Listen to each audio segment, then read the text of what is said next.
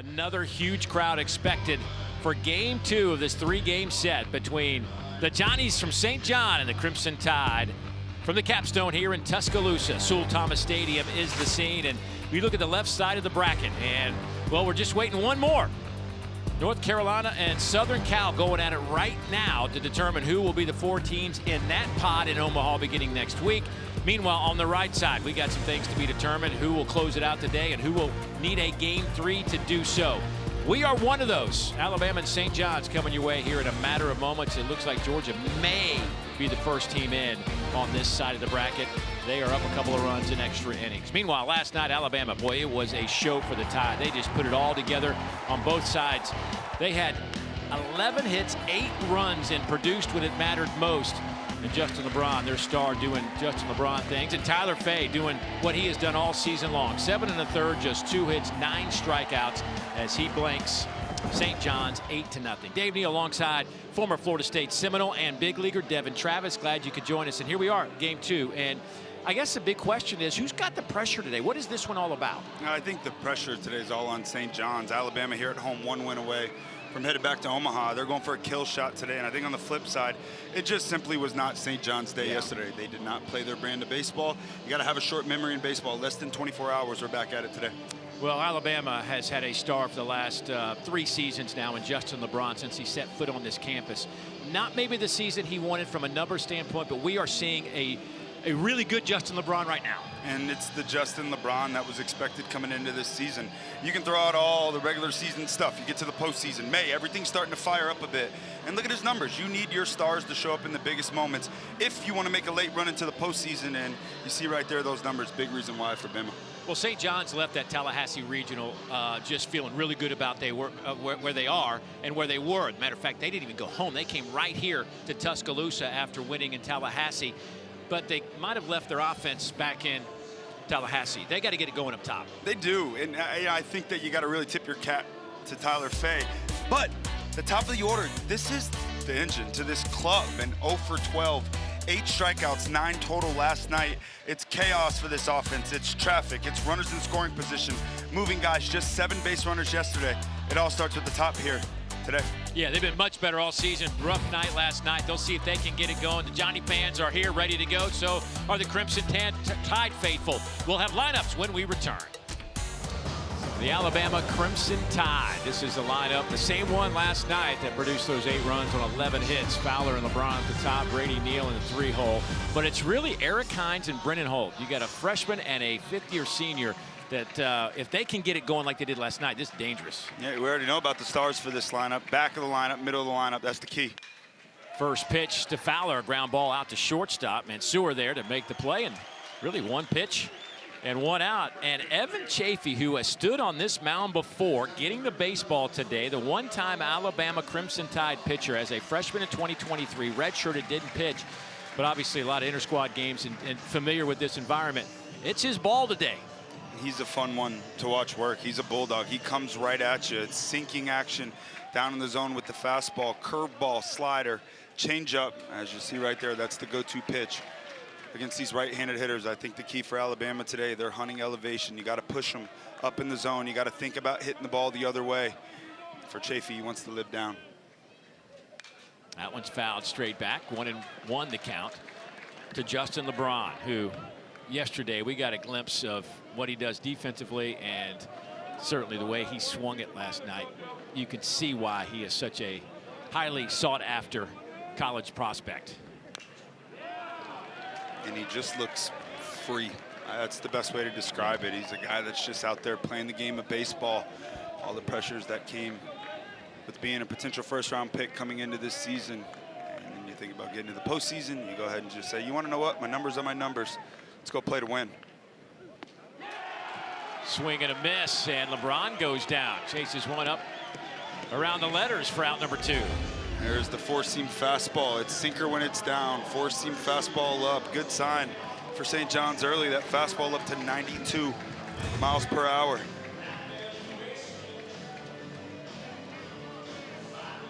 And now Brady Neal, the Alabama catcher, the veteran, the 4th-year senior out of Tallahassee, Florida. If it wasn't for Brady, they wouldn't be perhaps right here, right now, playing in this game after his extra inning 3-run homer against Oklahoma State in the regional, and did it after dislocating a finger. Trainer came out, put it back in place, grabs a bat, and boom. So that's Brady Neal and John Lim, both guys with finger issues, and both guys just raking in the postseason. One is in there for a strike. It's 1-2. Brady doesn't like it. Brady behind the plate will be there the rest of the postseason for Alabama. As you mentioned, John Lim, who had been kind of alternating behind the plate with Brady Neal, broke a finger on a foul ball in the regional last weekend, but can still swing a bat, so we'll see him in the DH role. I said it yesterday, talk about having like a golden parachute in the postseason. You turn to Brady Neal to be your everyday catcher. He came out of high school as the top or number 2, depending on where you look, catcher in the country. He went to LSU for 2 years and is now in his second season with Alabama. Head coach Rob Vaughn says he is the best defensive option behind home plate, so it worked out perfect. And a called strike 3. Brady turns around and looks at our home plate umpire, Jeff Wright. He'll have to get his gear on and head back, and he'll get to talk to Jeff again when he comes back on the field. But a great start for St. John's and Evan Chafee here, the top half of the first inning. Back in a moment. There's a look at the St. John's Red Storm lineup. They come into this one 36-25, won the Big East regular season and tournament titles, and of course went to Tallahassee and won that regional to get here. Adam Agresti in the middle of that lineup. He did his part yesterday, but needs a lot of help today. He sure does. He's the go-to guy for this club. It's big-time juice. 19 homers on the year, 4 hits in the NCAA tournament, 3 of them for extra bases. None bigger than that big grand slam in Game 3 down in Tallahassee. They need the boys to show up today, though. It all starts at the top of the lineup. Well, Zane Adams going to get the baseball, the 6'4" left-hander out of Porter, Texas, Porter High School. He has been in this role all season long. Matter of fact, this rotation for Alabama, and one of the few teams in the country that have gone the same route every weekend. It's a beautiful thing to have, and it's ultra important in the postseason pitching. That's where everything starts with Zane Adams. It's 4 quality pitches, and I mean quality. The fastball, ton of life. Slider, curveball. It's more curveball than slider. Change up to righties. It's big time stuff. Watch out for the glove side command. That's fastballs into righties and away to lefties. It's a big key today. And he has been really good at giving Alabama quality starts, 5-6 innings. It is pretty much almost a guarantee that he's going to get you through there. St. John's hopes they can kind of break up that routine today. They'll need to be a little bit more aggressive, I think, at the plate today. I couldn't agree more, and they have to be ready for the big-time fastball. Yeah. The breaking stuff, the spin, the changeup. It's a tough pitch to get to against Zane Adams. Got to be ready to go from pitch 1. Just from the get-go last night, Faye strikes out the first 3 batters he faces in the top of the first, and they just never felt comfortable after that. And here is a guy that, if he gets comfortable, can change things around. John LeGrande, the senior, 323 on the year. Of course, last night 0 for 4 with those 3 strikeouts.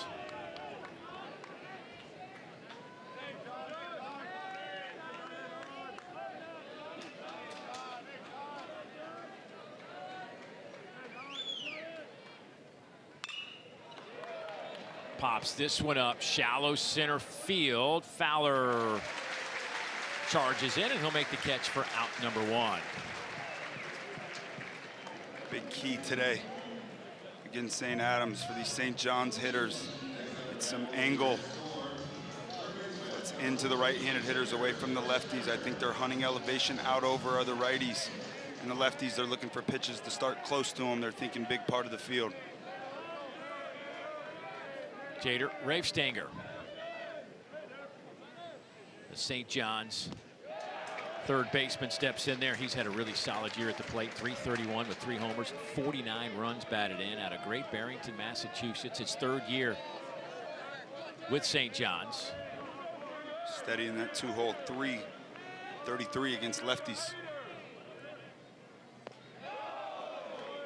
And that one misses. You saw the weather conditions a moment ago pop up on your screen. It is a humid day here and very warm. There have been pop-up showers all around us. Even pushed this back an hour, hoping to avoid potential rain. So we'll see if we can keep doing the dance. You just keep doing what you're doing over there, Devin. Yes, sir. It's working. I'm on it, baby. 1-2 the count to Rafe Stanger. Rafe Stanger, 3 strikeouts yesterday, all on fastballs right at the catcher's mask. Looking to shorten up here. You see him choking up a bit. You got to think short swing on top of the ball. Slaps this one just foul. Rafe Stanger leads the team in batting average. Second team all Big East performer this year. Just steady in that 2-hole. It's the 1-2 guys that are setting up for the big year for the guys behind them. McMillan, Agresti, ton of RBIs. It's these guys that create that traffic. His first team all Big East last year after hitting over 350 with 74 hits. Did he go? No swing. Oh, nice take there by Rafe Stanger. It's going to be big. St. John's yesterday. Those marginal pitches, they did a nice job early on in the ball game laying off them. Tyler Fay was just absolutely dialed in, worked ahead the entire game. But those pitches against these tough pitchers and guys like Zane Adams, got to be able to lay off.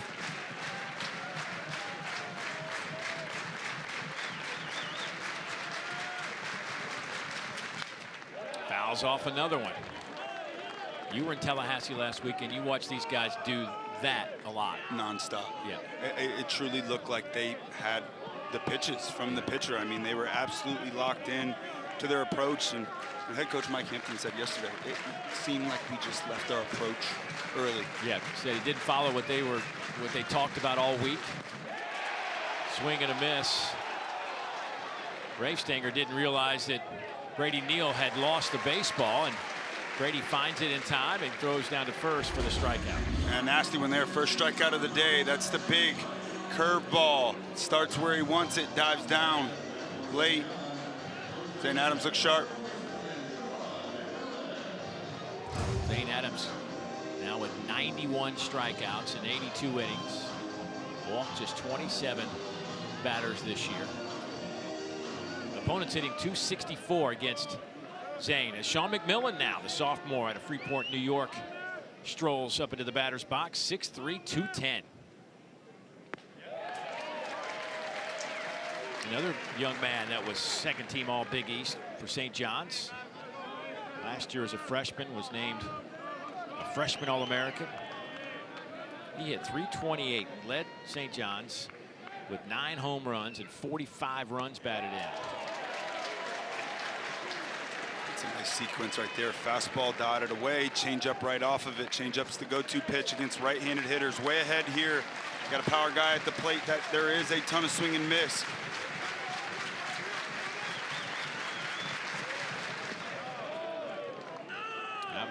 Misses 1 and 2. McMillan had a 20-game hit streak earlier this year. Matter of fact, last night broke a 23-game on-base streak. Changeup you saw right there. Scared combos. Changeup to something that's biting into righties. Looking for a fastball or back to the changeup. Oh, that one catches Brady Neal. He got that off the end of the bat. Catchers. I do not know how they do it. Ooh. Ouch. That bruise will take up the whole leg here in about an hour or so.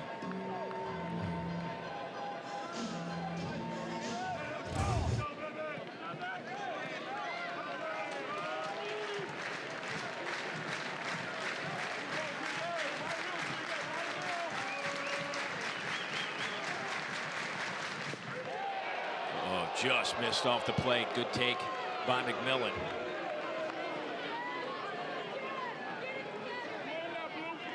McMillan 0 for 4 with 2 strikeouts last night.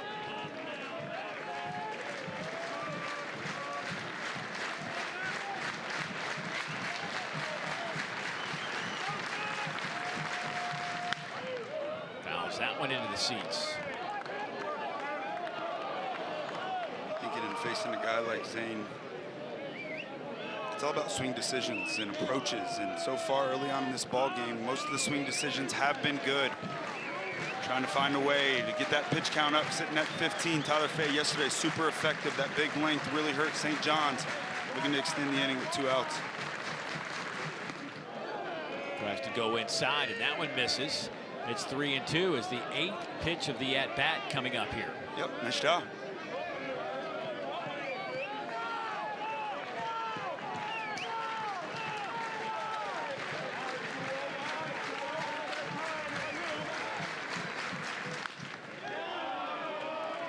Zane Adams has got to be going, what do I got to do to get this right, guy out? Right.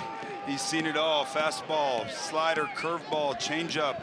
Doing a nice job fighting those pitches off. It's so frustrating for a pitcher. You make your pitch, you foul it off.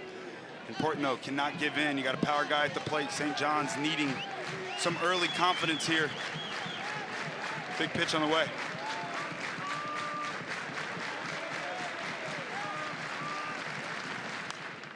Another one into the net. Vintage.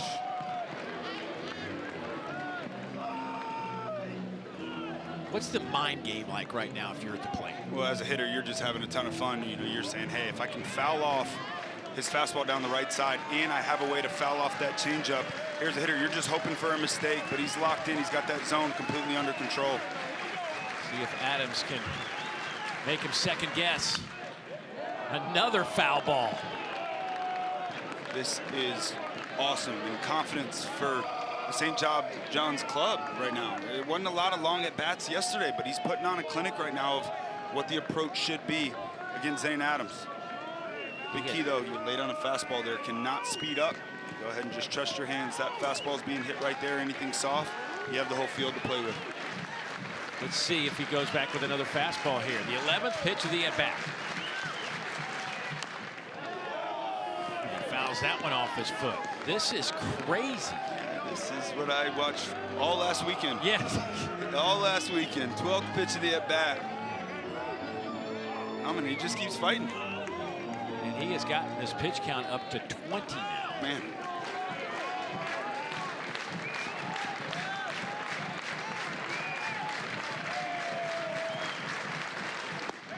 At the knees, got him looking.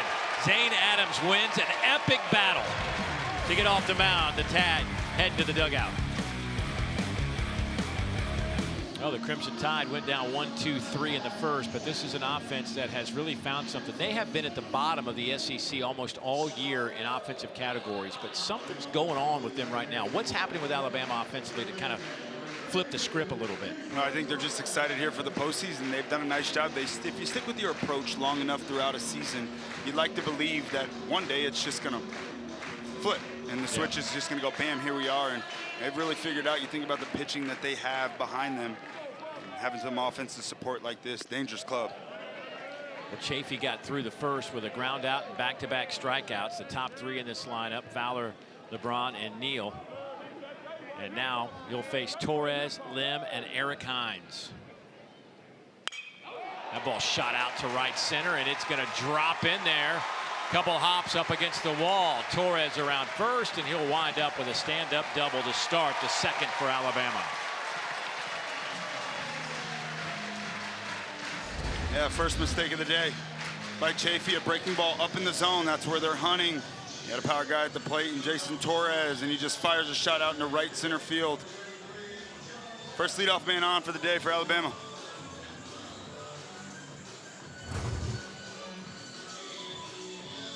And that'll take us to John Lim.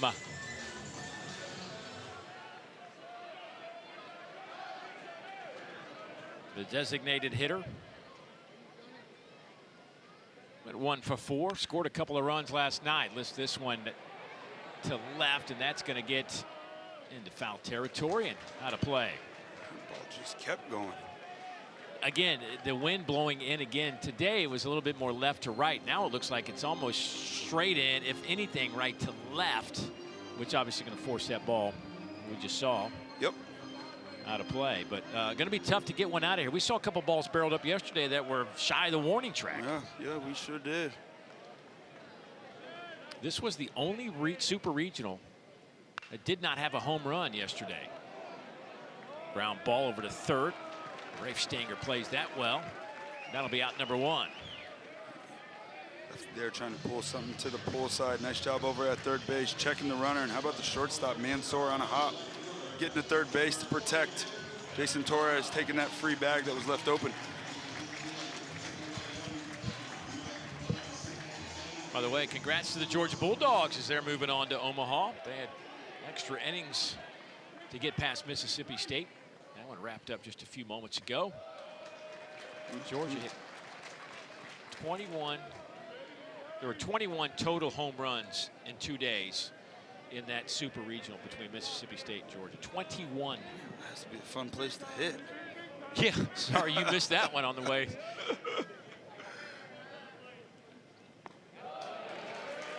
It was we talk about stars.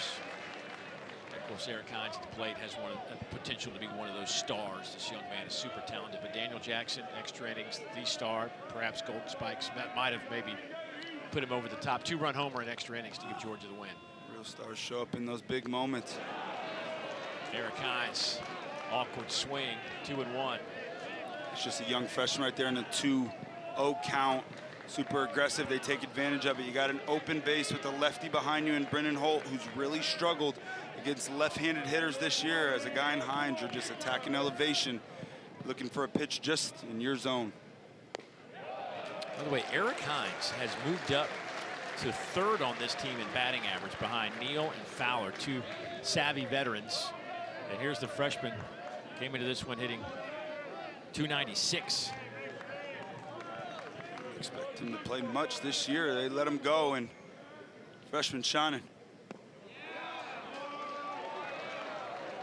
Now it's full 3-2. And that is going to be the key pitch today for Chafee. That fastball in underneath the hands of a righty. Cannot let these righties lean out over the plate.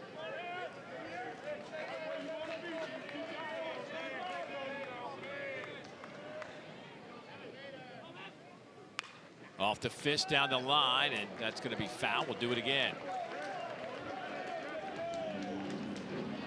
Once again, well located. If you're going to go in at just 89 miles per hour, you got to make sure you jam in underneath his hands. He did. Eric Hines at 6'3", 230 pounds.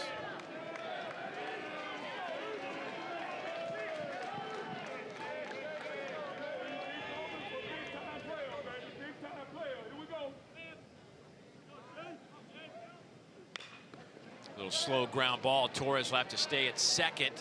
Throw across the diamond from Rob Mansour is a good one. That's 2 down.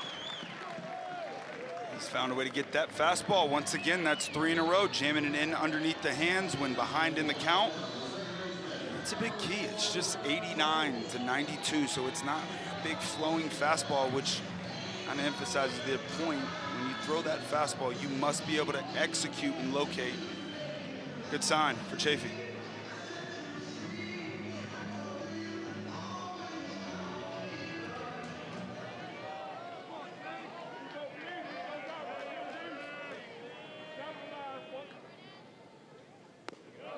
Brendan Holt had a big night last night.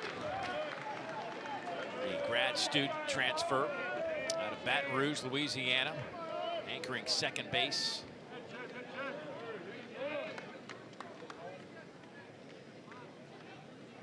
Two for 4, couple of RBIs. Ground ball to the right side. This time they'll test Aiden Fry. Underhand scoop is good. Leadoff double by Jason Torres goes for naught. Excellent work from Evan Chafee on the mound for the Johnnies.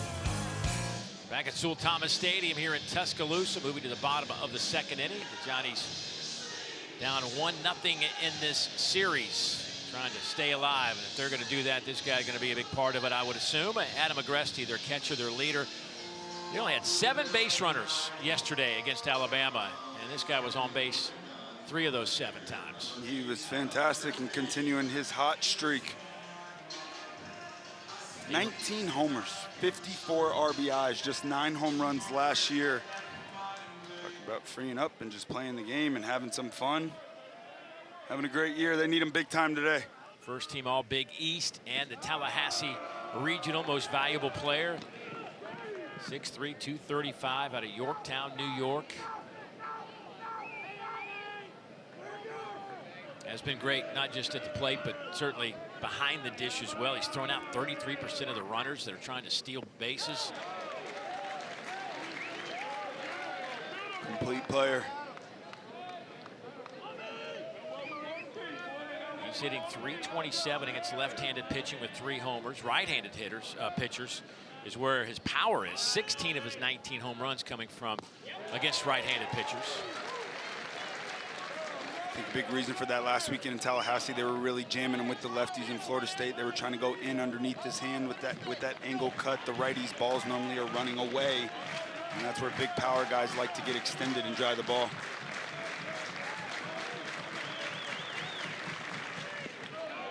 That one misses down from Zane Adams. Zane had to work hard in that first inning. 12 pitches to get out the 3-hole hitter, Sean McMillan.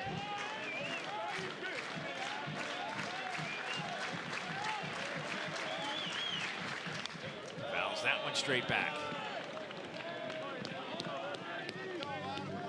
In the press conference, they said they're looking to get on that fastball. They felt like they left their approach. You got a guy that throws 95. You have to respect the fastball at all times, especially with 2 strikes. Just hope your eyes let you pick up that spin to lay off those pitches that are in and out of the zone.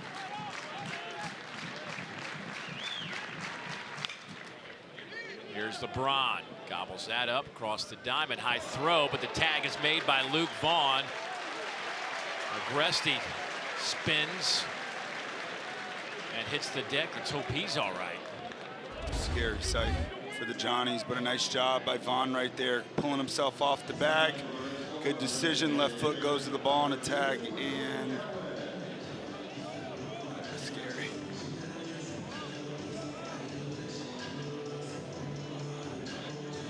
Left foot just missing the bag.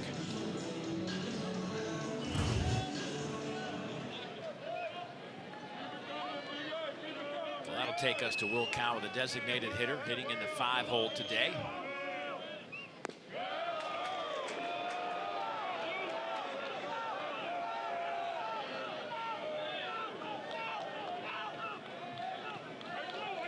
Hey, thanks, Chris, and welcome. Sewell Thomas Stadium here in Tuscaloosa. Dave Neal alongside former Seminole and big leaguer Devin Travis. So glad you could join us. Game 2 of this 3-game series underway. Not much has happened. We have seen both pitchers battle through the first inning and a half.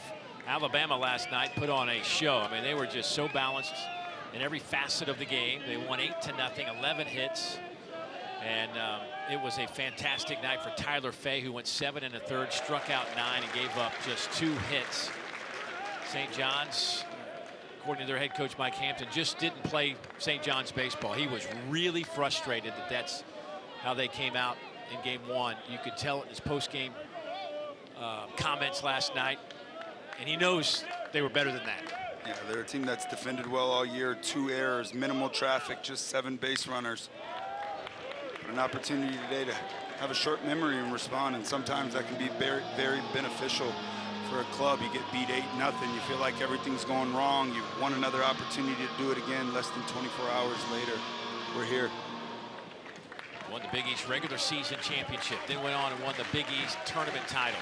Then went down to Tallahassee and rolled through that regional, beating Florida State twice to get here to the Supers against Alabama.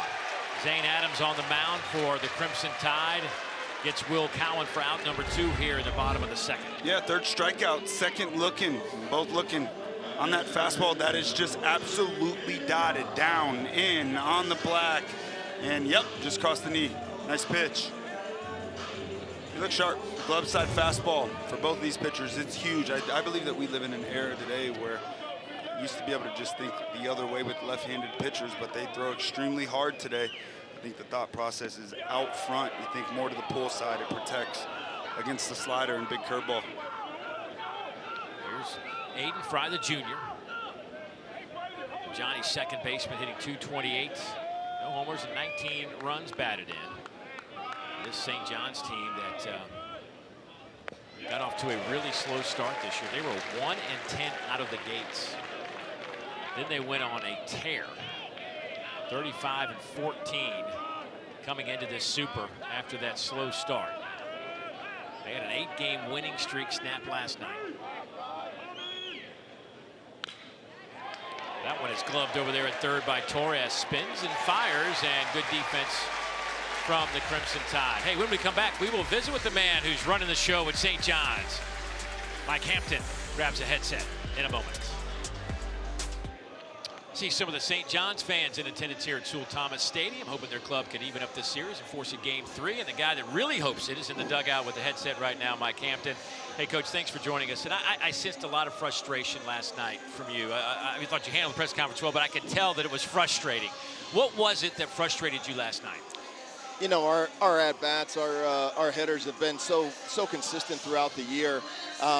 You know, they just kind of were outside themselves and didn't keep within approach. But you know, I think right now today we're having some better at-bats. Yes. We haven't got any hits yet, but I thought their at-bats were much better today. Coach, what is the approach against St. Adams today for you guys? Trying to stay in the middle, try to stay inside the baseball. That's the biggest thing. All right, and one thing about Chafee pitching here in Tuscaloosa, what conversations did you have, if any, with him coming back here to a place he spent a year? Hey, I think he's excited to get and pitch against these guys. You know, he's a consistent guy for us. He has been all year long, and we're excited to have him in this 2-hole. All right, buddy. Thanks for the time. We'll let you get going back to business. Appreciate it. Thank you, guys. Right. Thanks, Coach. Enjoyed being around him this weekend. He's great. Longtime assistant. Took over that job in 2020 as the head man. Was an assistant for 18 years. That one is down the line and right. That is a fair ball. Luke Vaughn turns the corner. Looks back, and he will stop at second. And both hits today for Alabama. That's the game plan coming in. You're attacking elevation against a guy with a good sinker. That's a changeup up in the zone. That pitch has to be down. Short, simple swing inside the ball, drives it down the right field line. And it's back-to-back innings. Bama has their leadoff man on via double. And if you're Chafee on the mound, you're like 2 inches to the right, and that's a foul right. ball. Small margins. Yep, and now it's a double as Vaughn stands at second base with his 9th double of the year.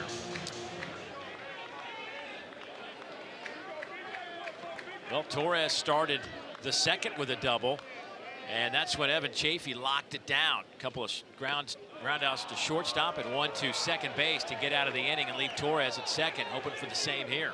Yeah, moving runners big time in baseball, especially early on in a ball game. You got a guy on second base here. It's a lefty on the mound for a right-handed hitter. You want to back off the plate knowing he's going to try to jam everything into you. It's going to be fastballs in and a lot of spin.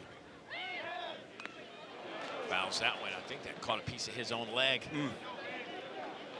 Decided to show bunt there too. 0-1 count. He takes a fastball in. Show bunt.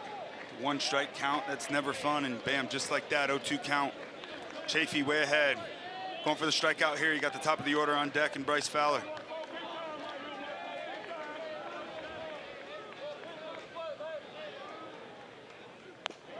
That one misses up. Peyton Steele hitting 9th. He's been bothered. He's not 100% healthy. He kind of tweaked a quad last week. Not going to keep him out, but he's not on full. Let's put it that way. Go miss this one. Oof. Good pitch there. Doesn't get the call, but once again, that's something soft up in the zone. Chafee's at his best when he's down in the zone. They're going to try to steal a fastball in. Here, that's the pitch that got him right last inning. That one finds the big hole off the right side. Vaughn turns the corner. Here's the throw home. It's not in time, and Alabama leads early 1-0.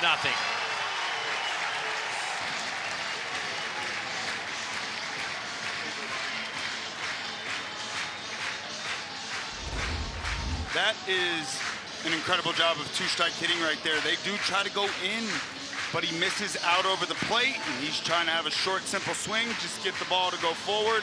And all the way here, he's thinking, yep, I'm off on the horses, and there was never a question. Alabama up 1-0 early. Peyton Steele delivering. Bottom of the lineup yesterday. A lot of production down there, setting it up for the top of the order. 1-0 early, Bama. Boy, there was just a huge hole off the right side of that infield, as the second baseman Fry was really close to the bag at second. And now the lineup flips back to Bryce Fowler, who grounded out to start this game.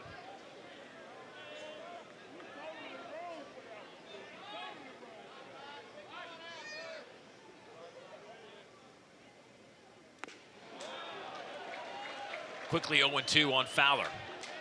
Fowler, the young man, the redshirt senior out of Madison, Mississippi. A couple of years down at Southern Miss, didn't play a whole lot down in Hattiesburg, then transferred to Pearl River Community College.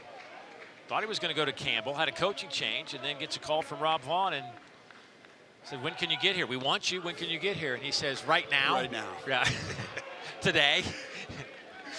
On my way. Yeah, he has been their center field. Actually, he was out in left field last year. Now he's anchoring center field spot for him this year. Man, he is a fun player. It's been great ever since being inserted to the top of this order.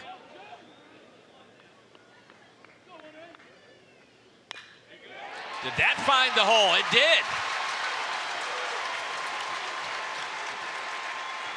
And Fowler will wind up at second base, and the Tide have him at second and third now.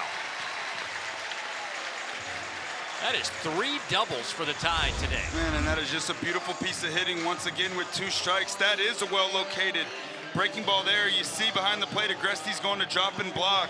But a veteran, savvy hitter, played a ton of baseball. 2 strikes, you're not trying to do too much. Go ahead and take your knock. And a rocket shot in the left center. Second and third, no outs, first mound visit. Boy, and again, you saw shortstop Mansour kind of going toward the bag at second. It's one of those what-if things. If he just kind of hangs a little bit at his normal spot, that's a routine ground ball. Yep, and you're in double play depth there, so you are cheating a little bit up the middle, and you're thinking left on left, going to go to a slider. Most likely that ball is going to get pulled, but you got to tip your cap, man, to Fowler. He's an incredible player, and he just keeps getting better and better. Boy, now Alabama with an opportunity here. There is nobody out. One has already come in.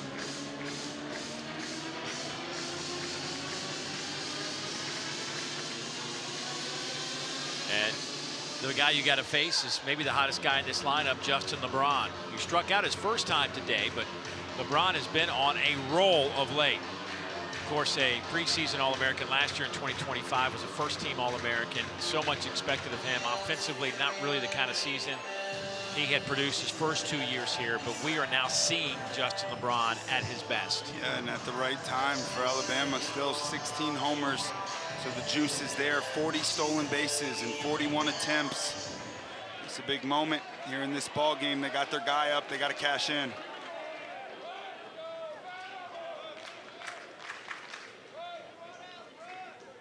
For the year, LeBron hitting .281.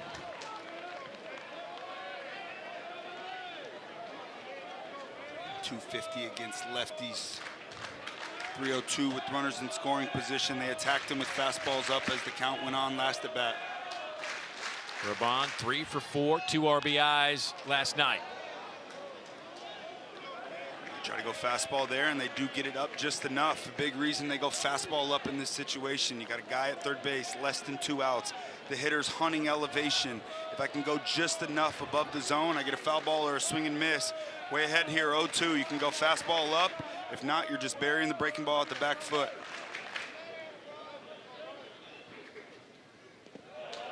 That one hops back to Agresti behind the plate.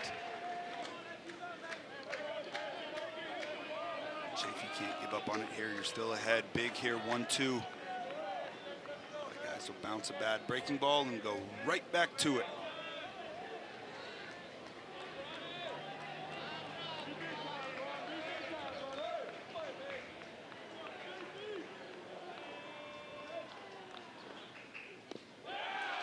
At the knees, called third strike. What a pitch from Evan Chafee.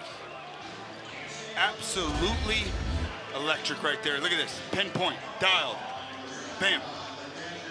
Second strikeout of the day against LeBron, both on that fastball. That is going to be the big pitch coming into today. You must be able to go into right-handed hitters. When you do, make sure you get it in.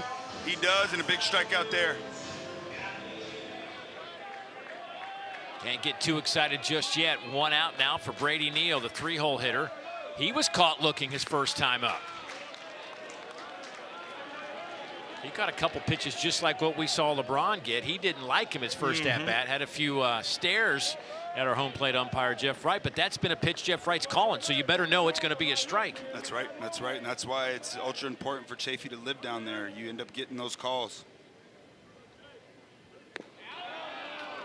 Ooh, that one just misses. 2-0 now to Neal. Brady 1 for 4 with an RBI last night. Neal, very good against left-handed pitching this year. 343 up big here. Ground ball. That's going to get a run home. And Alabama will lead it 2-0 as Neal grounds out to second base.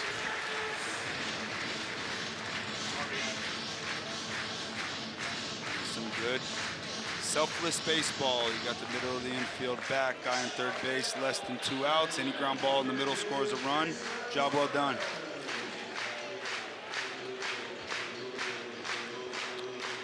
That'll push Fowler over to third base. 2 down in the inning now for Jason Torres, who doubled his last time up.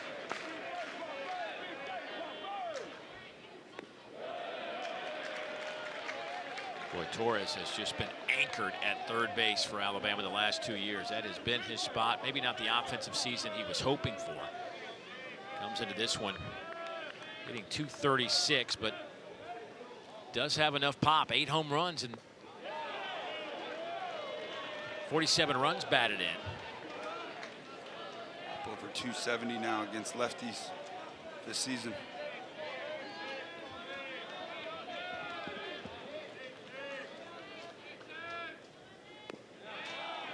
Young man who transferred in from Miami, spent 2 seasons down in Coral Gables out of Hialeah, Florida. Chafee here up big.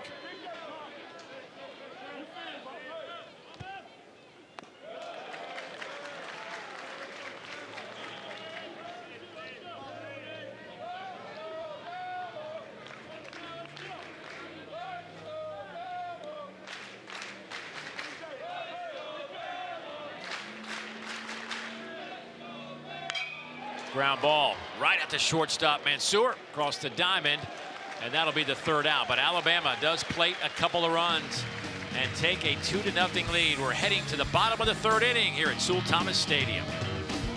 Good look at Sewell Thomas Stadium. The left side of the bracket. I'm waiting to see who will the 4th team be in that pod when Omaha begins next week. North Carolina and Southern Cal right now.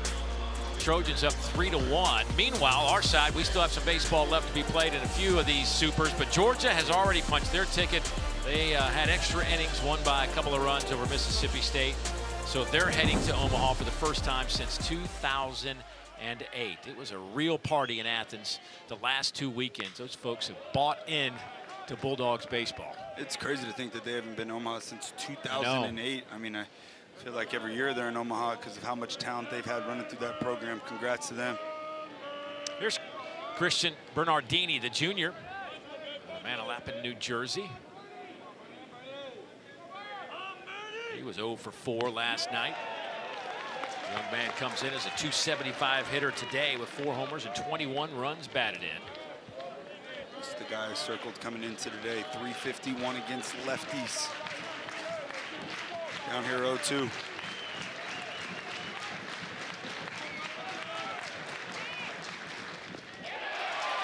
Big breaker for a strikeout, out number 1. Good morning, good afternoon, and good night there from Zane Adams. He is absolutely dialed in, and that's the big breaking ball, the pitch he likes to go to a bit more to right-handed hitters. Well located in the zone the whole time, feels like it never gets there. Leave your backside. You get a chase. 4 strikeouts now for Zane Adams. For 78 miles an hour. And Rob Mansour, the shortstop, way out in front of that one. Those changeups are so hard to get to, too. You know, you think about a changeup really falling off the table and really running away from a righty. His is almost Bugs Bunny. It just stops midair, stays on that plane. Misses with 92 down and away.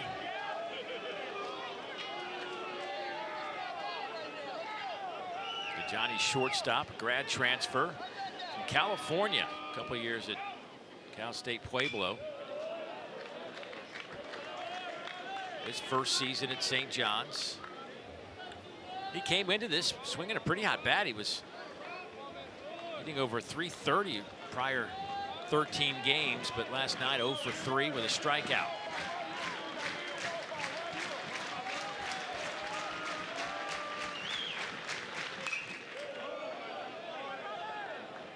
Just 2 strikeouts on the entire year against left-handed pitching. Wow. For Mansour.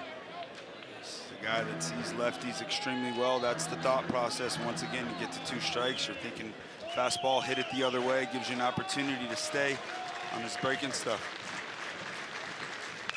Line back up the middle on a 1-2 pitch.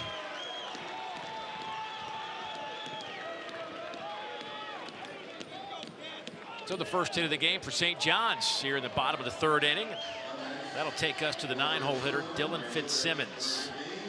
This is the guy for St. John's in that regional. Luis Rodriguez goes down, left fielder, having a great season. Lower body injury. Dylan Fitzsimmons pops in. Without Dylan Fitzsimmons, St. John's is not here right now. He's better against lefties too, 357. First pitch swinging, fouls it straight back. This is the Rodriguez injury, and you were there. You said it would have been raining and the field was sloppy. And who knows if that had an impact, but certainly an awful situation. Just so sad. The field was wet, his foot stuck, and something you never want to see. He is with the team.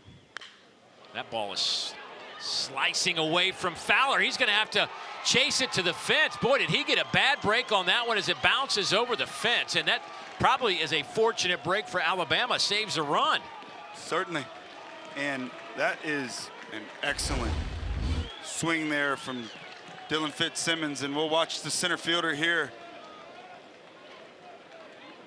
It's a slider up in the zone where these hitters are looking for, especially the lefties, and you see that.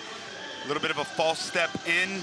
You never want your first step in the outfield on a fly ball. You always like it to be back. He bites in, and that ball just keeps on carrying. Downhill swing, backspin on the baseball, 2nd and 3rd, 1 out. Johnny's best opportunity here early on in this ball game to strike. That is, chopper foul, but for Fitzsimmons, to give you an idea of how locked in he is, 6 of his last 8 hits have been for extra bases, and this is your 9-hole hitter as a true freshman. He is, he's going to be fun to watch in the coming years for St. John's. They were telling us a story last year. We were asking me, like, did you anticipate this guy being a dude for you? And they all, everybody in the room, including Coach Hampton, smiles. It was like, yeah, well, he drew like 12 walks in his first 12 at bats in our fall scrimmages, and then his first hit left the yard. Yeah. Homer. And we're like, okay, we got ourselves a little something. He's a guy you can expect to hit at the top of this lineup next year with the guy at the plate, John LeGrande, the senior.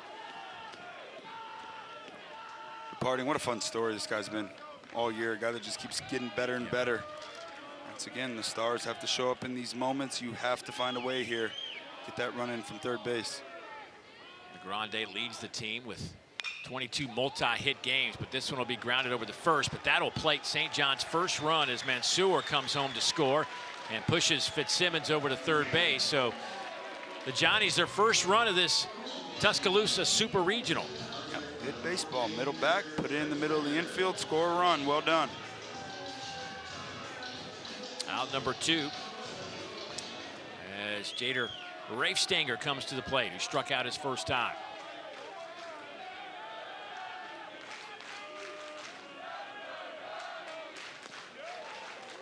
There's a first pitch strike to Rafe Stanger.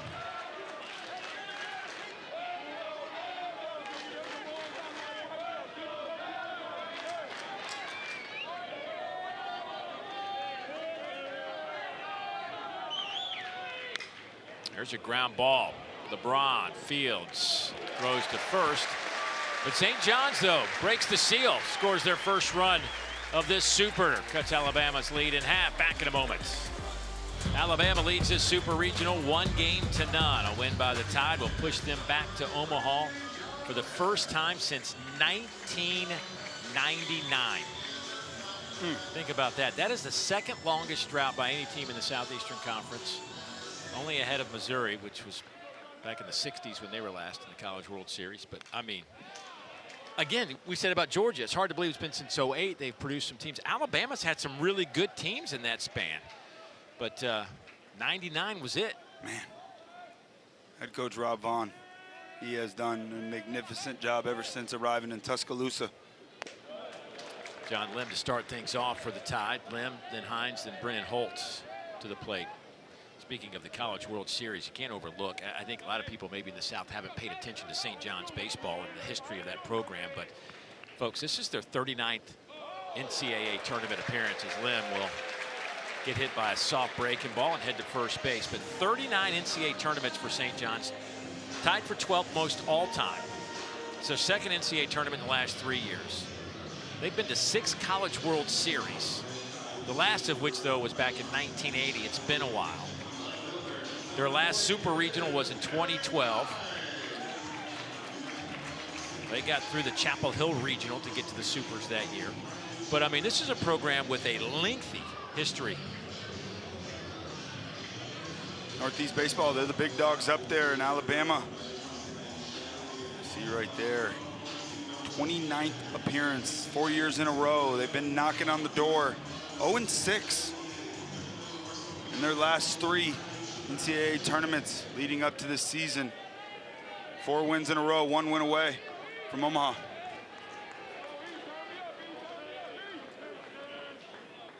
Here's Eric Hines. That one misses away. 0 for 1 for Hines today. He grounded out his first time up. 9 homers and 24 runs batted in. Fell behind him last at bat, then jammed him in with 3 straight fastballs. Look for him to go back to it here. The ball's smoked off the bat. Try to go to that back foot slider, and Hines ready for it. That's the approach. You got to think out front here. You got to think pull side with a little bit of crossfire.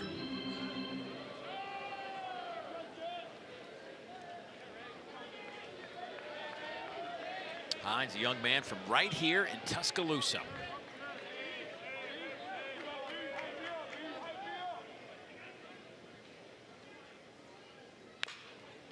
Out to short. Bobbled out there. Mansour gets the out at second, but Hines safe at first. Boy, both Mansour and Fry had trouble with that baseball. Yeah, it looked like a tailor-made double play right off the bat.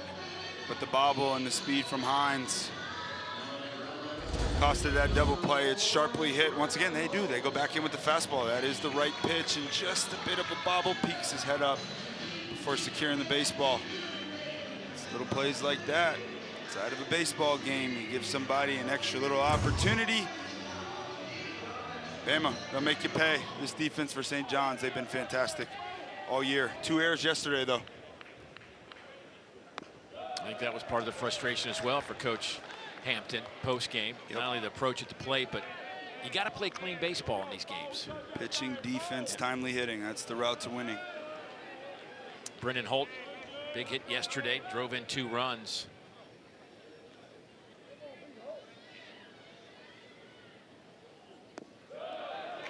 Well, that's a really good take. It is, and the misses for Chafee are starting to get better. That breaking ball has been left up in the zone early on in this ball game. That's where he's got to live, down in the zone.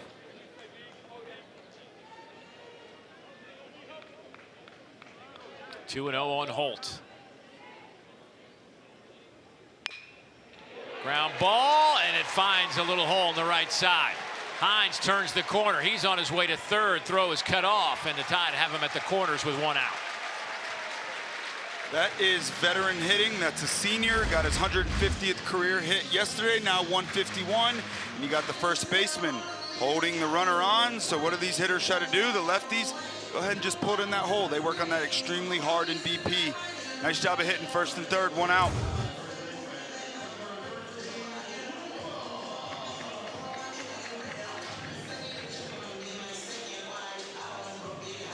Luke Vaughn to the plate. He doubled his first time up, came in to score the opening run of this game. He's raised his average to 222. Got Got to change up in the zone. This situation for the ground balls, it's been the fastball in to righties.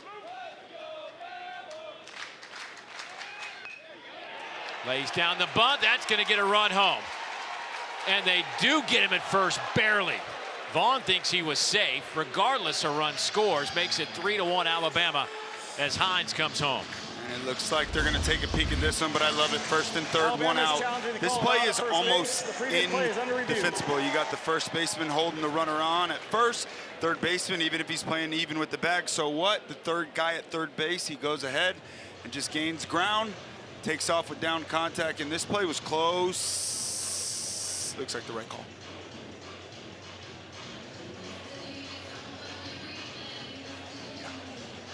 Yeah. I think that's when it's going to stick at first.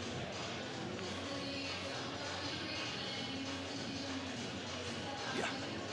Good call. But Vaughn will get the RBI, does his job.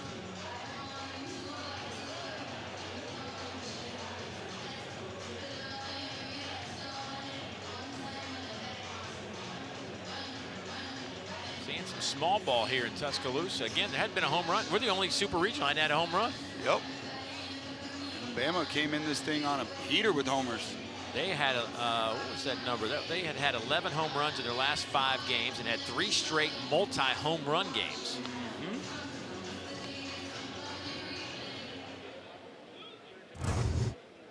After review, the call confirmed of out. Alabama has 1 challenge remaining. There we go. Small ball, first and third, safety squeeze. Absolutely love it. Well done.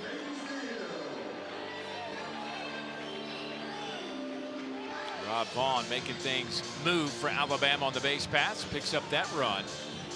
Gives you an indication he probably feels like this is going to be a low-scoring affair today. Runs are critical. 58th pitch of the day on the way to Peyton Steele, and it's hit high in the air out to right center. Wind blowing in will keep it in play. At the warning track is Fitzsimmons to make the catch. So St. John's picks up the 3rd out, but Alabama grabs another run and has a 2-run advantage. When we come back, we will chat with Rob Vaughn, get his philosophy on today's game. Had a record crowd last night. Maybe the weather might have scared some folks off, but another huge crowd today at Sewell Thomas Stadium as Alabama trying to close this out. They lead 3-1. Joining us down there on the headset in the first step, Rob Vaughn, the head coach of Alabama. And Coach, we just saw you lay down a great safety squeeze. Thought process and going into that, and what's your thoughts about this? What does that mean for this game? Yeah, man, I mean, this team, you just got to keep tacking on runs. You know, these guys have proven they don't go away. They've proven they aren't afraid to come from behind. I mean, they won all 3 games last weekend chasing leads. So this is going to be a 9-inning ball game. Like, you're going to have to get 7 or 8 more to finish this thing. So just try to tack on runs there. I thought we left 1 on the board in the 2nd with a leadoff double. Thought we left another 1 on the board in the 3rd. So we just got to keep scoring, man. You got to keep extending the leads. We need Zane to go get us a big 0 right here with some dangerous hitters. Coach, Zane's looked pretty good. What's your thoughts on him today so far? Yeah, he's done a nice job. You know, you got to credit Mansour, took a good swing. Changeup's off the plate, just stayed up just enough for him to poke it in center, but a really good approach, really good swing from him. And then the slider just stayed up. Fitzsimmons takes a good swing on a slider that stayed middle. So, but he minimized, and that's what you got to do when you get yourself in a bind right there. Go get the next 2 guys out, and he got a ground ball and he got out of that thing. So, great job by him by minimizing right there. And now we need to settle it in and go get the leader here. All right, buddy. Thanks for the time, Rob. Yep. Thanks, boys. Roll Tide. Thanks, Coach. You know, again, it's just going to be, you're going to have to really compress a baseball today, I think, to get one out of here. Yeah, because that ball was well hit last inning. Yeah. Sean McMillan had that 12-pitch at-bat back in the 1st inning. And now he's ahead 3-0 at the plate against Zane Adams. Zane, by the way, we're talking about Zane Adams, and he has been really a constant for them. 13 of his 16 starts, 15 starts, I should say. He's gone 5 or more innings. I mean, like, as a coach, man, does that make you feel good that you're going to get a quality start out of a dude? It's so important when you think about the bullpen, being able to save it throughout a weekend. All 3 of these starters have been fantastic. Zane 3-1 over his last 4 starts, 100+ pitches in 5 of his last 7. That's in there for a strike. Sean McMillan was heading down to first base. He'll get back in the batter's box. Almost the same pitch he struck out on last at bat looking. St. John's does not have a leadoff man. Reach base safely today so far. Fouls that one back. We about to see another 12 pitch at bat. Knowing St. John's. That's a nice job right there by McMillan. That's the pitch he took. Fastball down. You know it's in the back of his mind. The question here is, you have the opportunity here to go to a changeup down, see if you can get a miss, knowing it's the pitch he chased last at bat. Ground ball right back to Adams. Wasn't 12 pitches, but certainly McMillan made him work again, and Zane Adams wins the battle. Nice job coming all the way back right there, down 3-0. You got a 2-run lead. Trying to keep the momentum on your side. Go ahead and attack.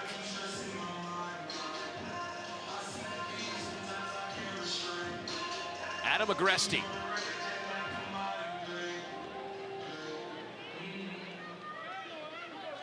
First team All Big East catcher. First pitch he sees is going to drop in for a base hit. He has just been fantastic today, or this weekend. And that is just professional right there. I mean, they have been working him in nonstop. That's a fastball in right there, and he just sucks his hands in tight. That's what he's looking for early. Nice piece of hitting.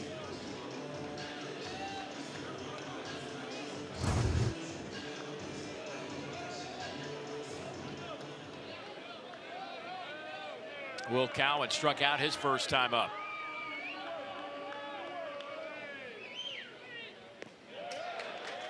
He looks at a first pitch strike.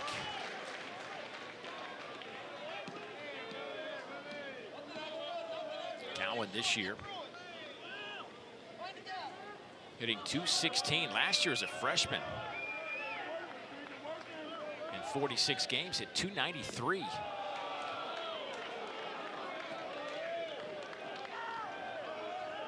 Having a ton more success against lefties though. .267, 2 home runs. Just 3 strikeouts against left-handed pitching this year. 4 after the last at bat.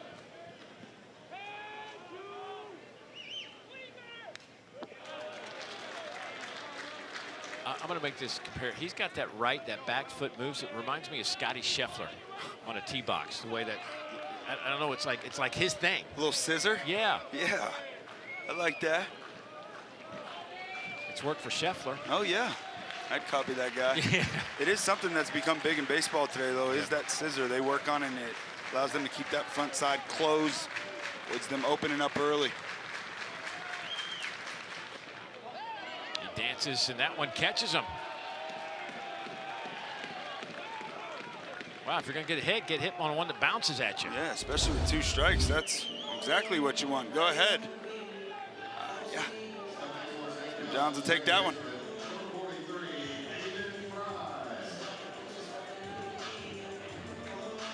Right foot was starting to scissor. He left the left foot there. It's crazy how games change, philosophies change in baseball. It used to always mean, like get that back foot locked in, drive off of it, be quiet. Now you got guys moving their feet all over the place. It's ever evolving, this game. Aiden Fry 0 for 1.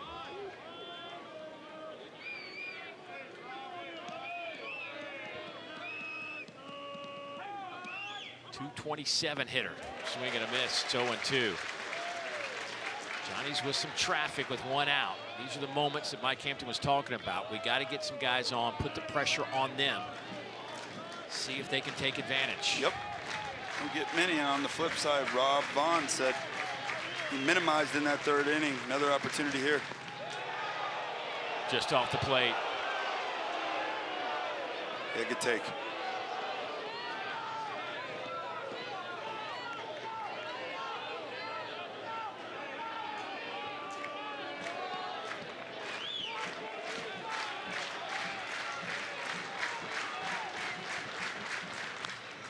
Lifted in the air, high in the air, out to Eric Hines in left.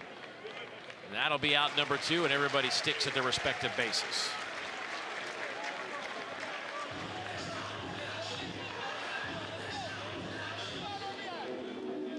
Once again, that is the approach.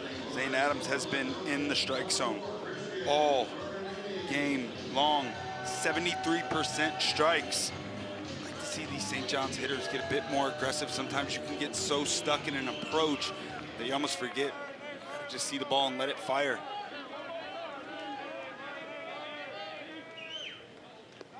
They're in the 9th in Chapel Hill. And USC up 3-2 over North Carolina. Winner of that one going to Omaha. Standing ACC team, North Carolina.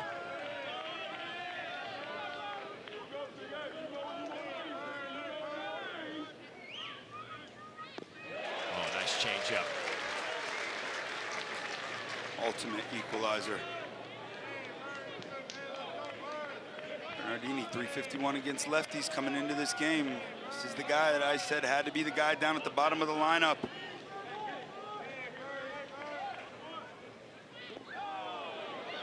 Runners are going to go. The ball scoots away from Brady Neal. And that's big there. Dirtball Reed. Now you got another man in scoring position. This is the one that you want to go on. It sneaks away from the catcher, goes right. Guy at second base all day long. Pressure pitches.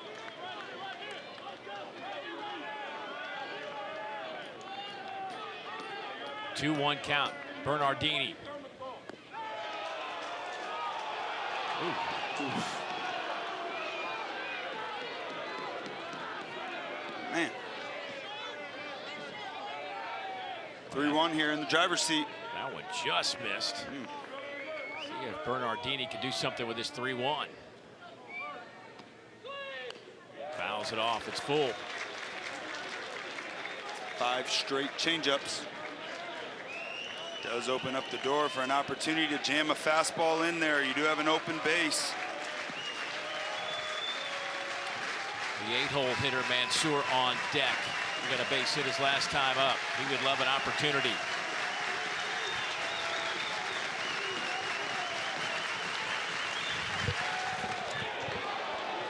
Boy, he just did foul that off. Adams pumping 95.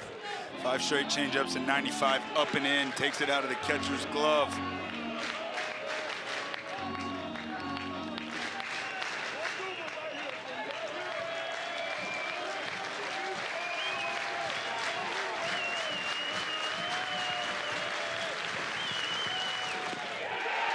Got him.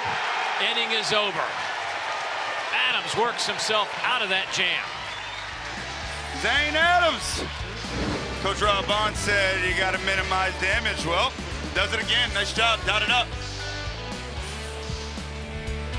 The number 7 national seed, Alabama Crimson Tide, up 3-1 over St. John's.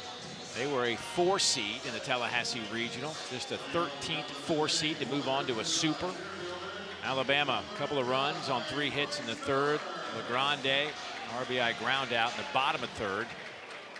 And again, the top of this lineup for St. John's just hasn't got it going yet.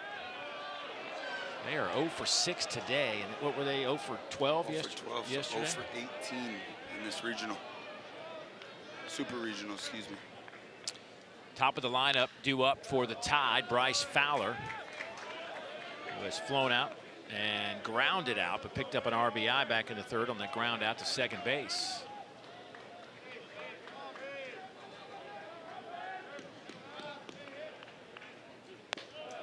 That one's up and in, 1-2 on Fowler.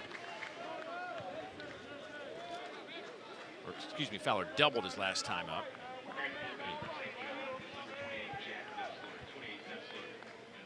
LeBron on deck, then Brady Neal. Fastball right there, just buzzes the tower.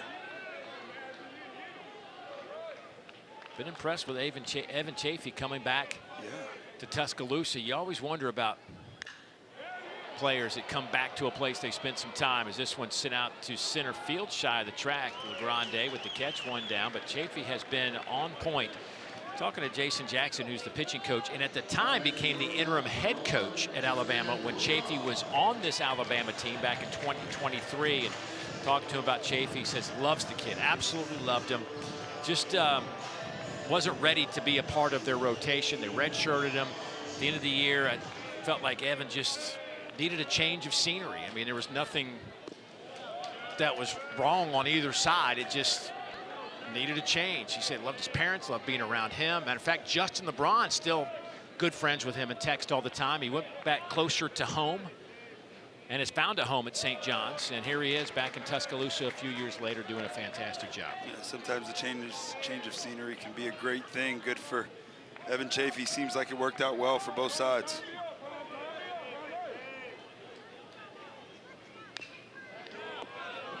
.87 miles an hour, 2-1. The count to LeBron.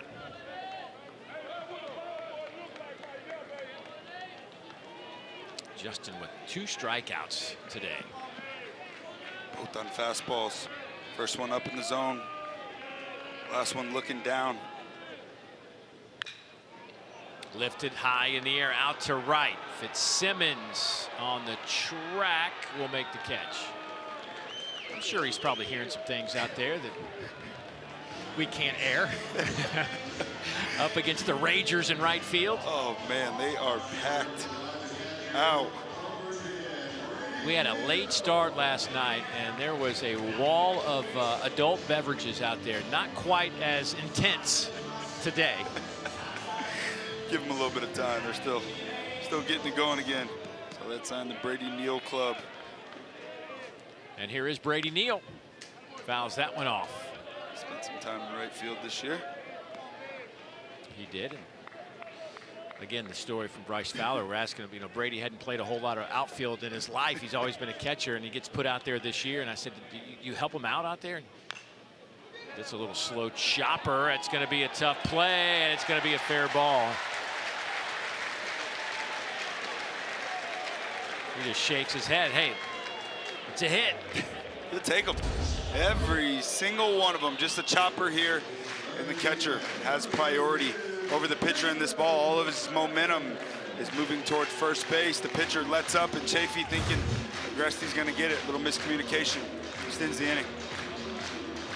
But you see the smile on Brady Neal's face. He's been like that all year. And when Bryce Fowler was asking him, are you helping him out in right field? He says, well, every time I try to talk to him, he's turned around talking to somebody in right field. So I just kind of gave up on it. That's a guy having fun playing baseball. Oh, yeah. Oh, yeah.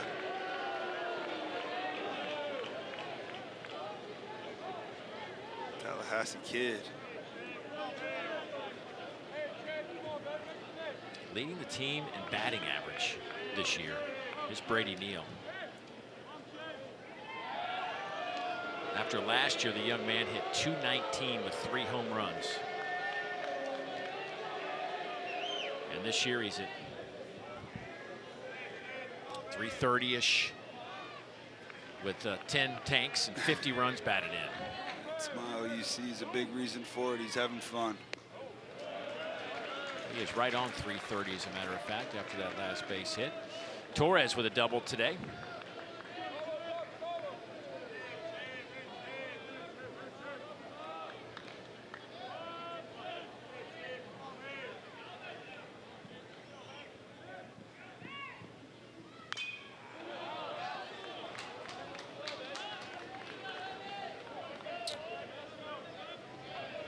Again, 79% of the teams that win game 1 in a super regional advance to Omaha. That is quite the success rate. And all 4 teams that have punched their ticket. All won game 1 and game 2.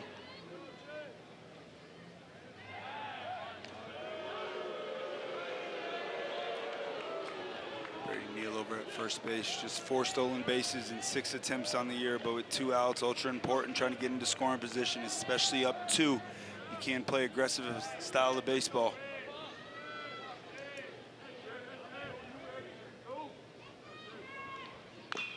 Fouls that one off his foot.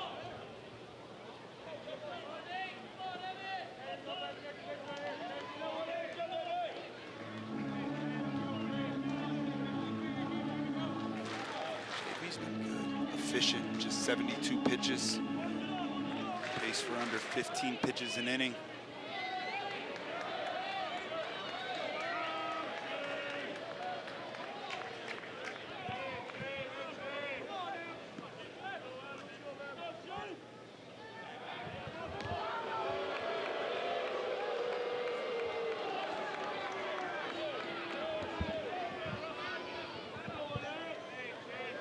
One and two on Torres.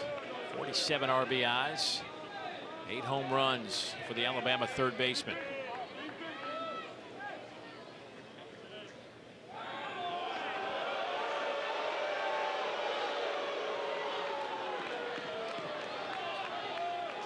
It's an important run at first base.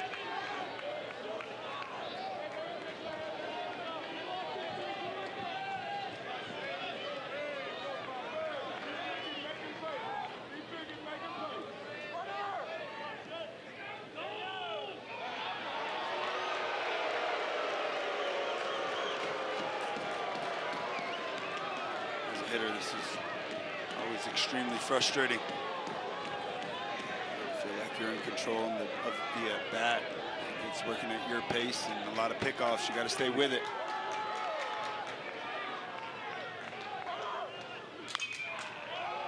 Popped him straight up in the air.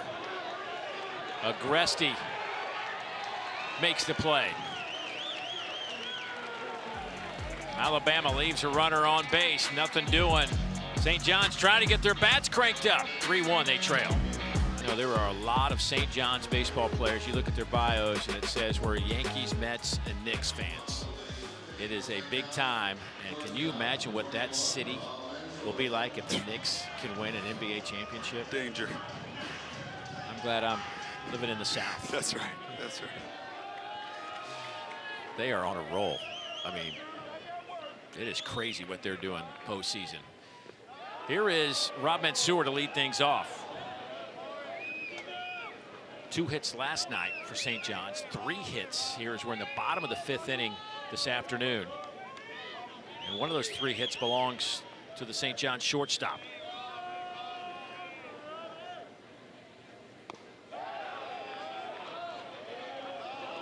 The 4th and 5th inning is when this offense normally does come alive. You saw the graphic first time through, 237, lowest amongst teams that are left. They do have 6 comeback wins in the postseason. There's a high chopper, Brennan Holt.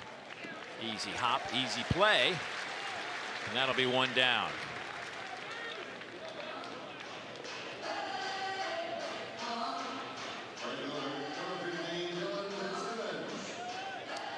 And here's a guy that can certainly rip one in the alley. We saw it earlier. Dylan Fitzsimmons doubles off the wall, producing his 15th double of the year. Has raised his average to 278. He hits with the bases empty and 1 down. A little left on left change up there. That's something rare. As you start to get further in a game, you normally see a pitcher start to open up a different line of his arsenal.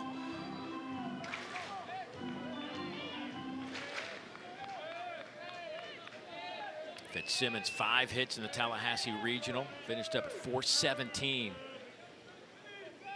last weekend. Looks at a ball inside. He was the key in game 1, scored the game-winning run in the 9th inning against the Seminoles. 2 big homers in that regional. Without this guy, they are not here once again. He was that important in that Tallahassee Regional.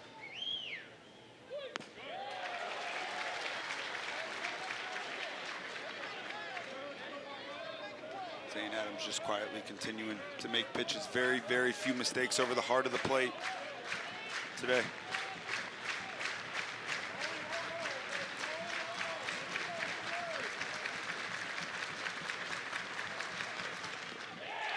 Swing and a miss. Fitzsimmons goes down for out number 2.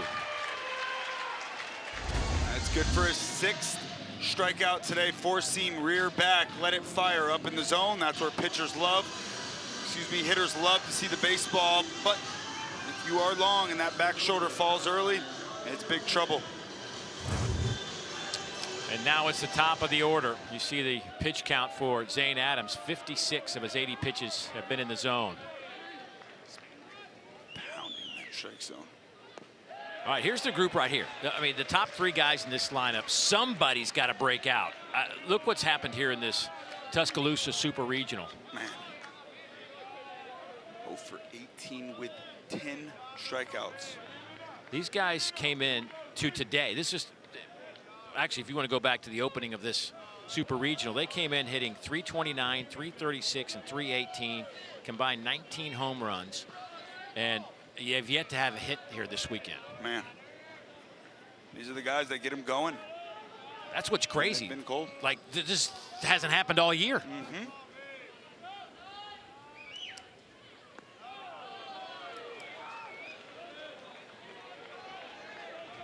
13 for 36 combined in the regional coming into this thing. Just got to credit Alabama's pitching. I mean, Tyler Fay yesterday, Zane Adams today. They are just making pitches.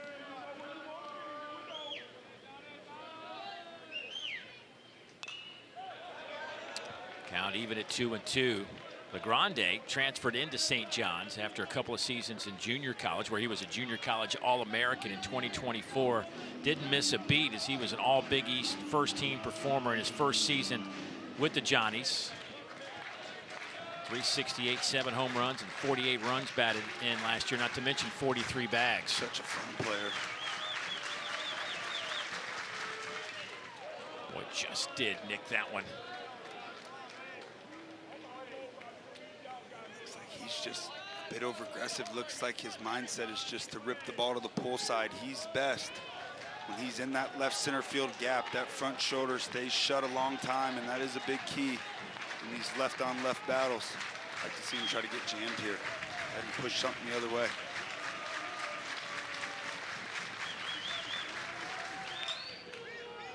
That's going to be a tough play. I don't think they're going to get him.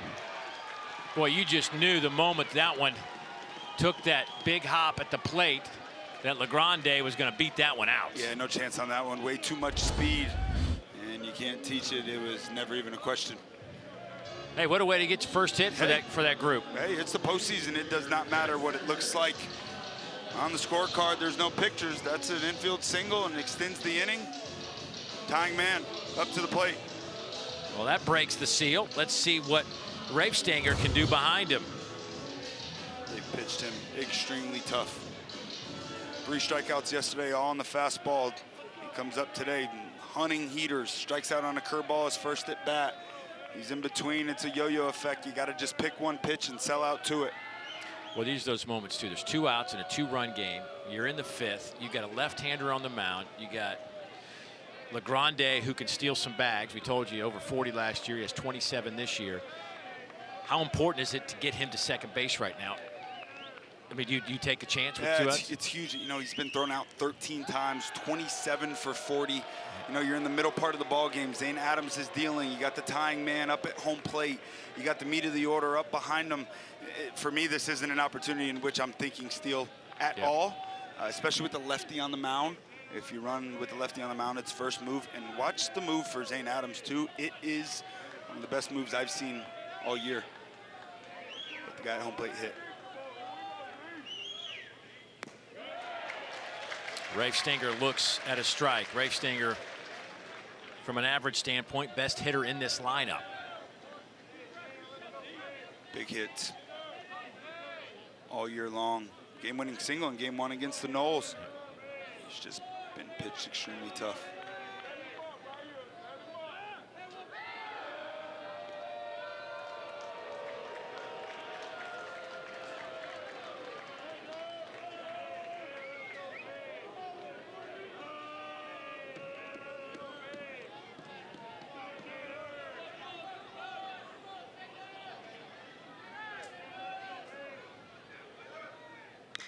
Ground ball to third.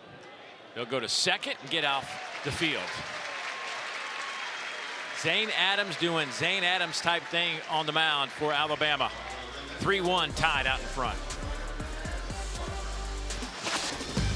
Well, the left side of the bracket, these teams will be in the same pod in Omaha. We're waiting on North Carolina and Southern Cal. They are now in the bottom of the ninth. North Carolina just tied it up. There is 2 outs in the inning. Over on the right side, we're still got a lot to be determined. Georgia already there. Of course, Texas, Oklahoma, and Alabama with a win would punch their tickets to Omaha as well. Now listen, if you want to go catch that North Carolina Southern Cal game over on ESPN, you can go. I'm gonna let you go, but you got to promise to come back. Right on back. Because we got a good one here. Alabama and St. John's. Crimson Tide won last night 8-0, but it's 3-1 here as John Lim will lead things off, followed by Eric Hines and Brendan Holt. We have had 2 outstanding pitching performances today. Evan Chafee, the former Alabama Crimson Tide player, back on the mound for St. John's today, has not been intimidated by this environment whatsoever or too geeked up to pitch. I mean, he has been really locked in from the get-go. He's done a great job as this game has progressed and landing pitches down in the bottom of the zone. His misses have been better, as you see right there, and that's a big key. He's a nubber. He's a guy that works in and out, keeps hitters in between, so execution is ultra important. He made a couple mistakes today, and Alabama made him pay. It's been a good one. Yeah, those numbers are impressive from both of our starters. Zane Adams has been very effective as well for Alabama. You know, getting ready for this game, you start looking at these 2 pitchers. Very identical. I mean, think about this for a minute. They both came in with 7-4 records. 81 2/3 for Chafee on the mound. 82 1/3 for Zane Adams. 88 hits for Chafee. 84 hits for Adams. And there's a strikeout, another one for Chafee. That'll be his 4th of the game. And that is just a well-located fastball right there. And it looks like when the fastball goes to the glove side, it has a little bit of cut. Well-located, locked in, continuing to pound that strike zone. Well, how about the Tar Heels? Just walked it off at home in Chapel Hill, 4-3. They were down a run in the 9th. And they are heading to Omaha. Wow. There will be an ACC representative after what was a tough regional for the ACC. The Tar Heels waving that banner. Scott Forbes and co. getting it done.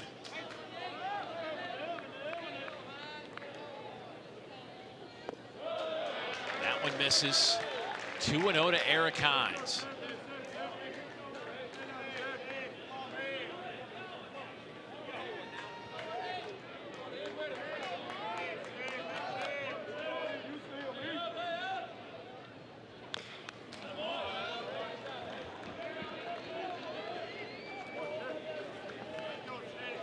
Hines today. Ground out. Going to do a fielder's choice. Came in to score a run.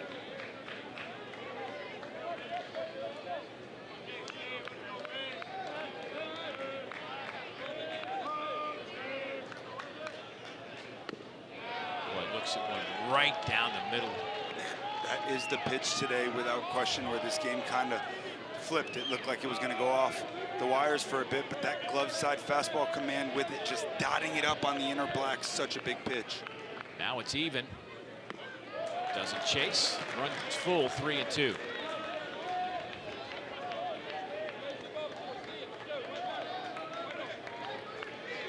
'83 pitches for Evan Chafee. Young man out of Hamburg, New York. That's hit a mile in the air toward the line. Is he going to stay in play for Fitzsimmons? Yes. He will make a catch in foul territory, and that'll be 2 down. Well, 5 teams are heading to Omaha. And how about this list? If you had this on your preseason bracket, that these 5 would be there, a couple of those you might say yes. But Troy making their first ever. It was just an electric environment down in Troy this past week in West Virginia. What can you say about those baseball fans? Oof. I seen a video of them singing. Yeah. Crazy. Yesterday after that game, that was crazy. Brendan Holt fly ball out to left. Boy, for a moment there, it looked like that might have had a little bit of run to get over, but not enough. That'll do it for the Tide. They lead by 2. Sewell Thomas Stadium here on the campus of the University of Alabama. St. John's hoping they can keep the trend going. You see what they did in Tallahassee last weekend. They did not back down, came back to win after trailing in each of their victories. Yeah, and trailing in the middle parts of the game as well. 2 times headed into the 5th inning, they were losing. In that NIU game, ultra impressive. They're down 5-0 and go ahead and flip the script, win 21-8. They're used to playing behind. That ball smoked and hooking foul off the bat of Sean McMillan. Yeah, they came back in the Big East tournament too to win that all 3 times. All 3 times. All 6 of their wins. Big East tournament, NCAA tournament, via comeback fashion. And there's something real to that. There's a belief like, hey guys, we've done this before. I'll tell you what, these Alabama pitchers, they are absolutely dialed in.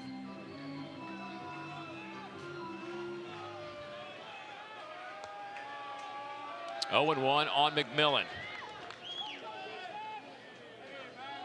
St. John's first baseman. He's 0 for 2 with a strikeout and a ground out. 2 really good at bats today, though, so far. He has seen everything. 3rd time through the order. That's normally where it gets a bit scary for the starting pitcher. He had a 12-pitch at bat his first time up. 91 miles an hour. It's 1-2. Fastball was 95 earlier. Middle parts of this game now down to 91, but it's locating it well, going up, dotting the catcher's mask.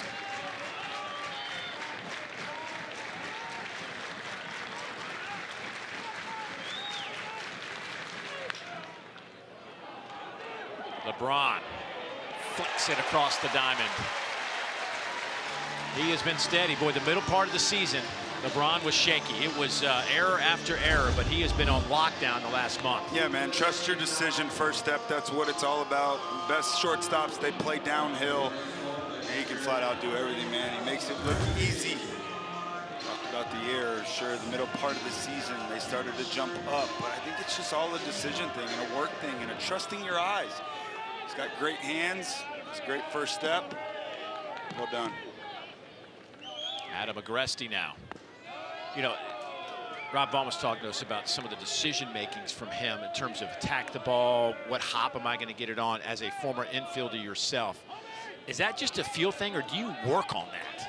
It's a lot of diligent work and practice, and you know, I think that the biggest key for an infielder is to think go until the ball tells you no, right? And I think where infielders kind of run into trouble is a ball's hit and they go, what do I do? And I think if your first step is to think always, I'm going, then your eyes will start to tell you, hey, go ahead and ease into this thing now. There's your hop. Right. Just like he did right there. That one's popped out of play. I will say this about LeBron, watching him over the last 3 years. When he's on, like defensively, he is such a joy to watch. He's got a cannon for an arm. And you don't necessarily always see it, but when he needs it and you see it, you're like, dang. Yeah. And we haven't really seen him rear back and fire yet. Most of the plays, he just goes ahead and plays it on the run. Agresti trying to keep St. John's in this one, behind 1-2 with 1 out.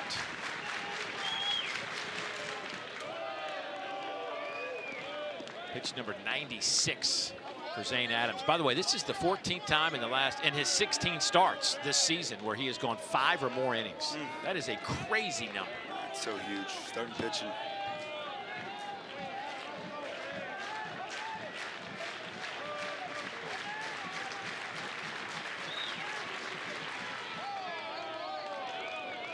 Agresti now runs it full 3-2. Ground out and a single for Adam Agresti. He has seen his average bump up to 294. See if he'll go ahead and rear back and fire here. You don't want to bring the tying run to home plate in the heart of the lineup. He challenged him with the heater. That ball smoked. Left center field. It is out of here. Adam Agresti with another postseason home run.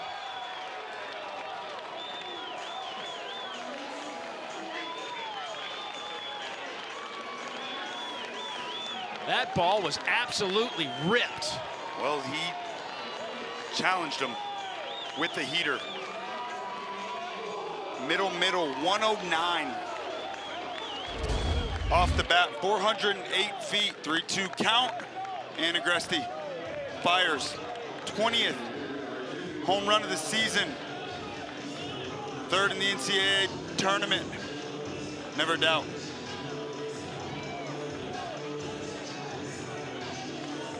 Well, that makes it a 3-2 ball game. He is now the second St. John's player to have a 20 home run season.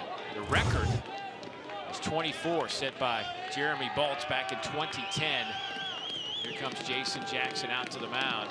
98 pitches for Zane Adams, who has been super sharp. Boy, did he serve one up to Agresti.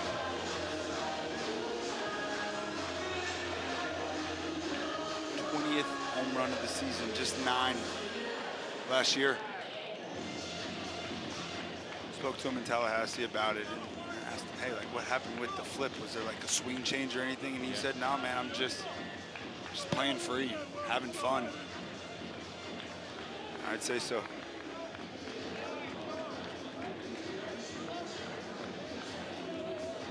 The line for Zane Adams: 6 strikeouts, no walks, 5 hits. He's up to 98 pitches. It is I'm talking, there are muggy days. This is a all-timer muggy. Not quite as hot since the sun's not out, but it is. You can see Zane, he is sweating a bunch out there. Up to 98 pitches. And that one misses to Will Cowan. 1 pitch away from 100. This will be his 6th time in his last 8 starts, 100 plus.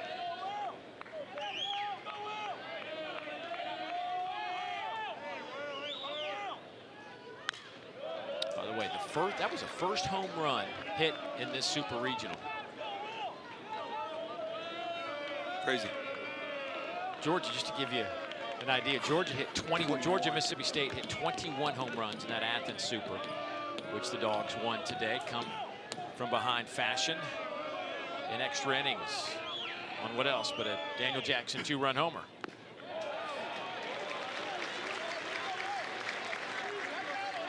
Imagine this will be the last inning for Zane Adams.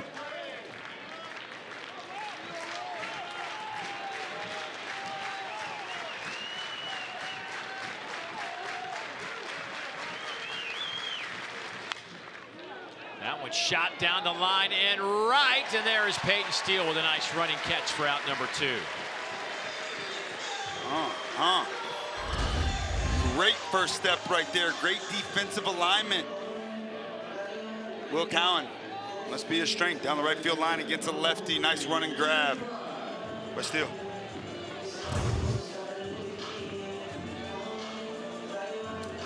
Aiden Fry now comes to the plate. Aiden Fry, 0 for 2. First pitch swings and misses. Fry at 226 now on the season. Zane Adams starting to miss over the heart of the plate.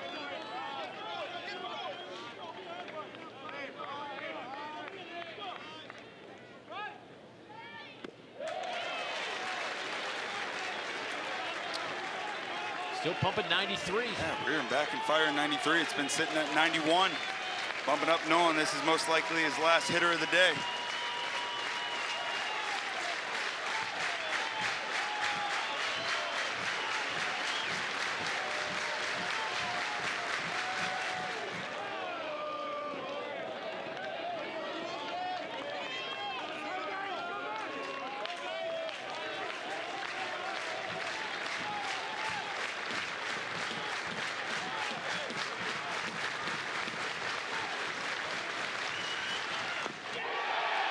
Got him at the knees. Inning is over.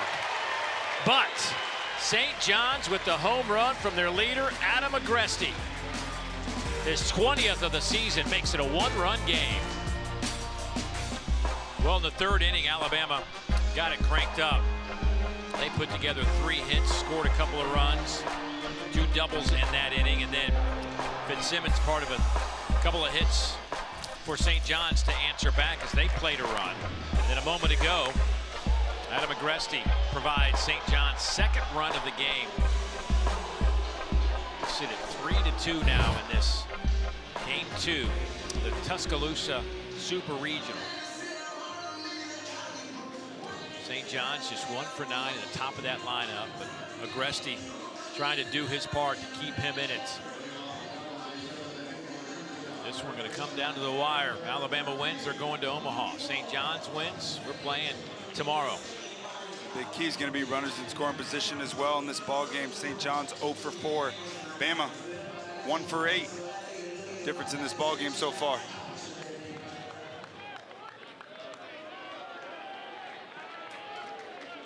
So Luke Vaughn will step in against a new arm for St. John's as they go to the bullpen and get Jack Nessler, the freshman out of West Cornwall, Connecticut, who they really like. Just a freshman with the live fastball, sits in the low 90s. Slider, curveball, change up to lefties, and he does like to live up in the zone. It's high spin.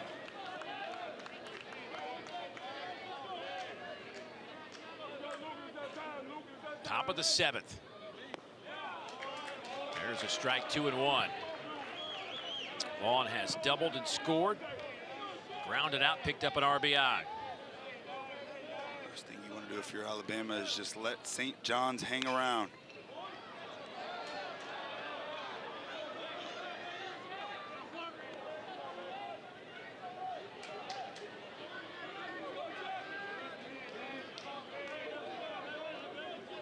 A little souvenir, kept us a little icy, intact. That ball's out to short. And Sewer. Nice play by the Johnny shortstop. Well, how about the job Evan Chafee did today for this team? I mean, I seriously, you wonder about guys coming back in this type of situation and what it does for them mentally. Are they too wound up for this? But Chafee was just fantastic today. He sure was. 6 innings, 4 strikeouts. Just 3 runs allowed over 6 hits. No walks. That's the key. There were no free passes today from Chafee. Did a nice job adjusting as the game went on, living down in the zone.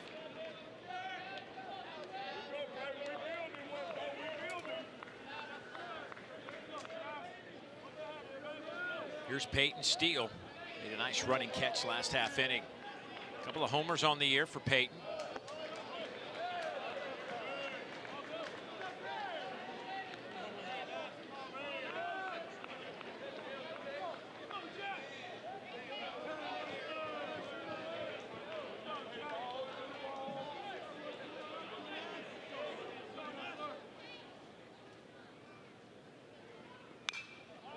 Foul back out of play.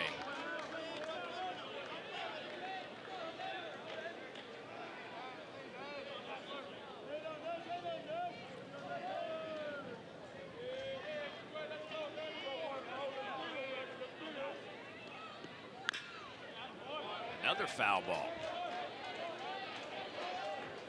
Nessler threw twice in the Tallahassee Regional. Northern Illinois.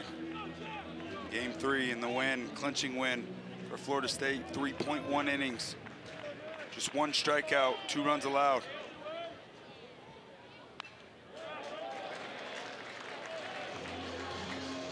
He's been much more than a 3-out type of guy. He's gone 4 2/3. 3 innings a bunch. 2 innings.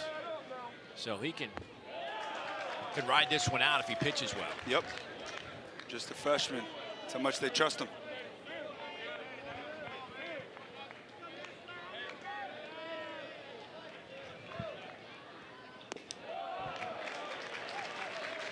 Now it's full 3-2. Top of the lineup. Next in line for Alabama with Fowler and LeBron. There's Bryce Fowler waiting for his opportunity. Already with a double today. Ground ball out to short. They'll test man Sewer again across the diamond and dropped over there by McMillan.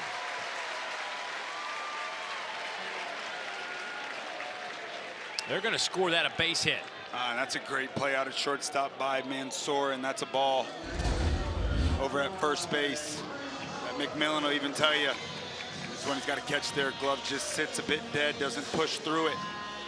Infield single for Steele. Second hit of the day.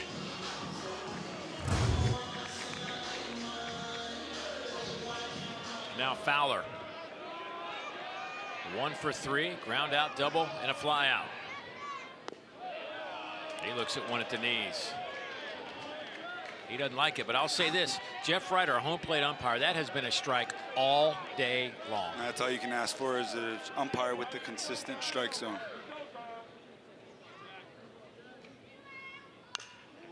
That went a little elevated, fouled back, 0-2.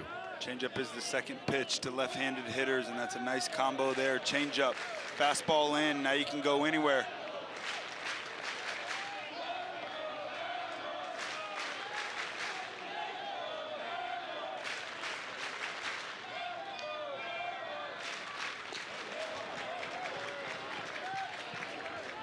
Something interesting to see is after a guy goes changeup to a left-handed hitter, a right-handed pitcher, very scary to go breaking ball after that. Same speed runs into the barrel, especially to a lefty. Fastball or changeup here normally. Off the end of the bat, they're going to try Mansour again. This time the pick is made. Oh, it looked as though Scott Latindre was about to punch him out, but came with the safe signal. Close play at first. And from the naked eye, it looked like he made the right call. Yeah. The previous call is safe at first base. Is being challenged by St. John's. The play is under review.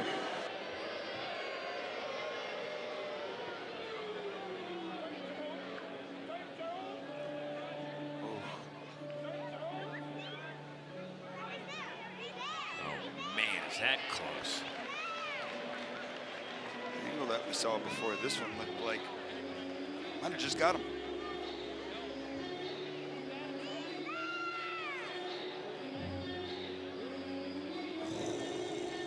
Wow.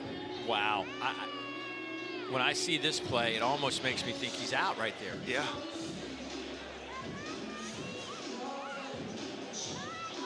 Nice pick, though, after dropping that last one. McMillan with a nice pick. That's the difference there, right? The play before on the pick, his glove just kind of sat there, and on that one, he just gave it a little bit of a nudge, and well done. Call on the field here. Yeah, I think that's important. It's got to be indisputable video evidence to overturn the call on the field, which was safe. So that is definitely worth a review. Yes, yes.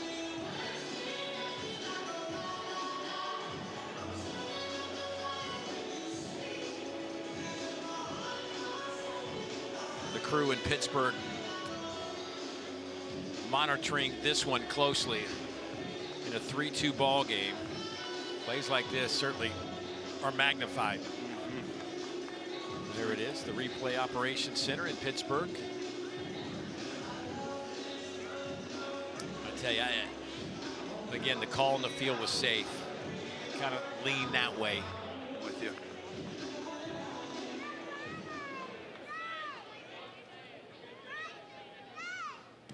The call at first base stands. The runner safe. St. John's has one remaining. Base knock, Bryce Fowler hustling down the line, and now Alabama has him first and second.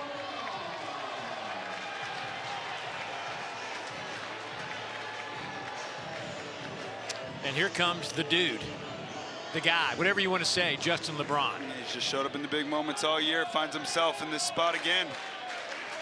2 strikeouts today, however. Looking for his first hit after a 3-for-4 night last night at the plate with a couple of RBIs. He has seen a heavy dose of fastballs today so far.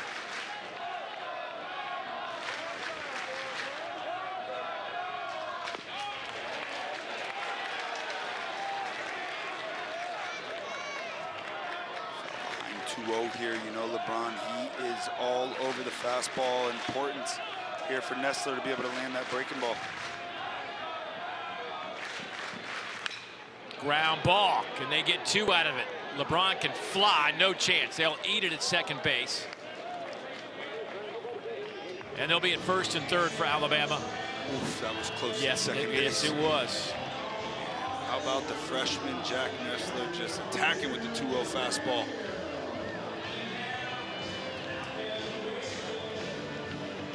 Boy, Justin LeBron is not happy. Not happy. He knew bad moves. He did. It's the bad moves' fault.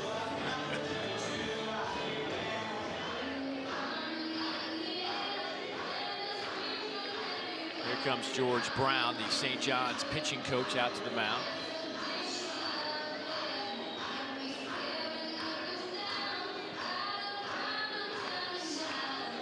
This message here has a lot to do with LeBron over at first base. This could be a 1st and 3rd. Make sure everybody's on the same page. You got 2 outs.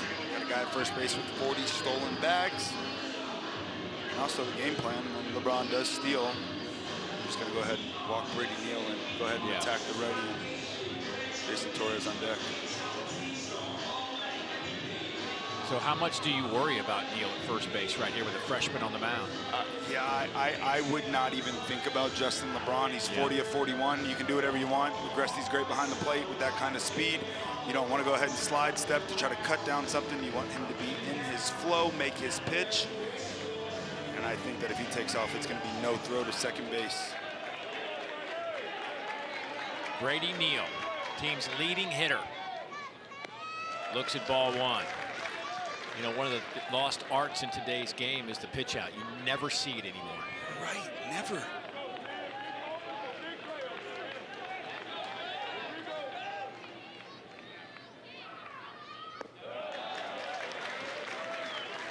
Those 2 pitches are about as good as pitch outs. They're kind of telling us here early on in this at bat that they don't want much to do with Brady Neal.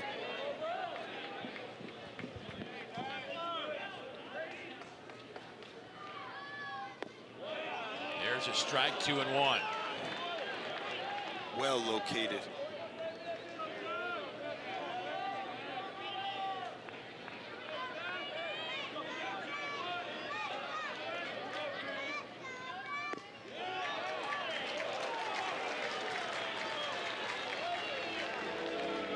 Wonder how much of LeBron staying over at first base is because they got the first baseman holding the runner on, and you got a righty on the mound and leaving him that hole between first and second base.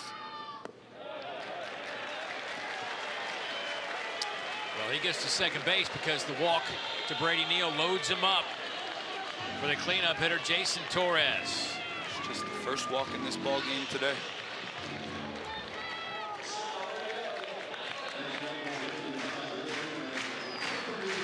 A huge at-bat in this game right now. This feels like the moment for Alabama to go ahead and put a stamp on it, take the wind out of the sails for St. John's, and on the flip side, big opportunity for some momentum getting out of this jam.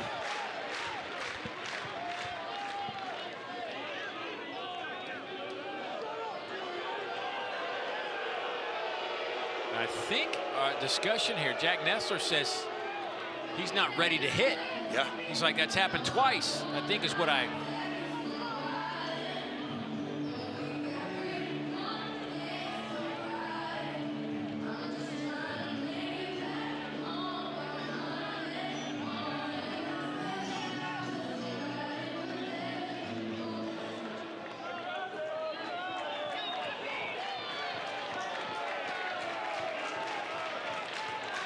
Let's see how Nessler responds to that stoppage in play facing the veteran Torres. You got a freshman against a senior right here in a crucial moment. Man. These moments all year.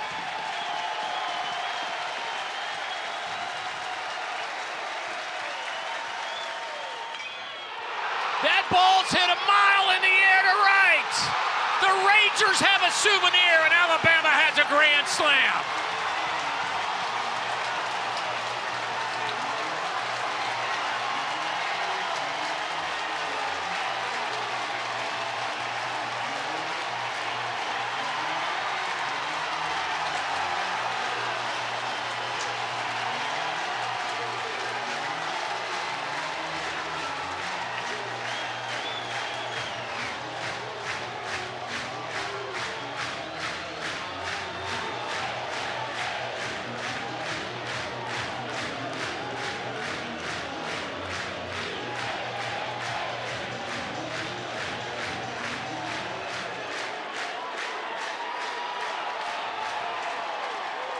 Wow, Jason Torres.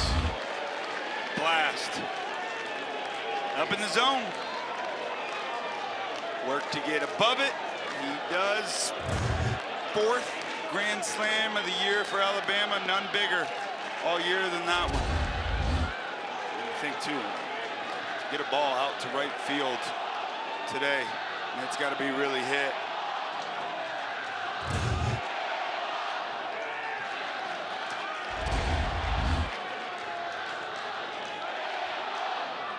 They can smell Omaha. Still 9 outs to get for Alabama.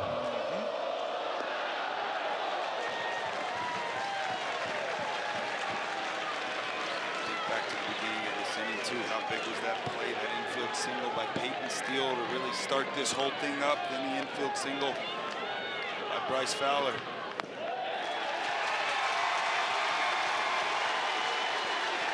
And a walk with 2 outs to John Lim.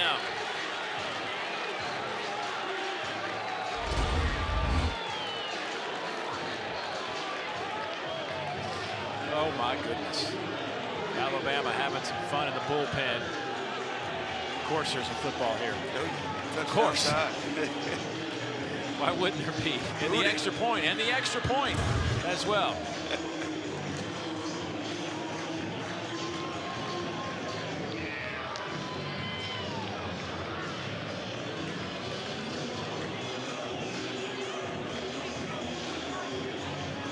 There's Kalen DeBoer. Wonder if he brought the football with him.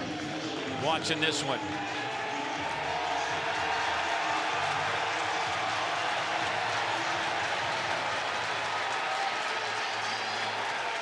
Oh boy, Mike Hampton is livid. And I wonder if this goes back to the stoppage and play we had when Nessler was talking with our home plate umpire, and I'm guessing it was something to do about the clock. Took exception to the umpire ripping his player like that. Well, there is a pitching change. We will update it. Electric here at Sewell Thomas.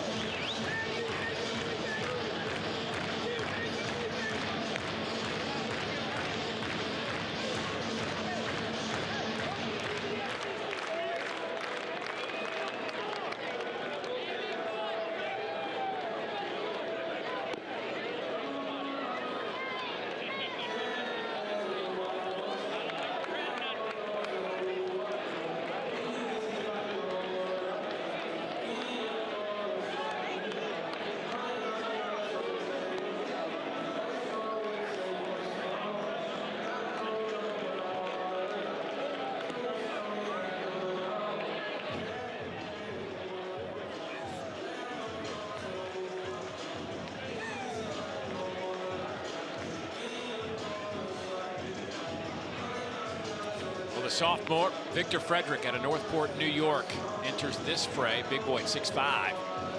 He has been a workhorse, 23rd appearance of the year.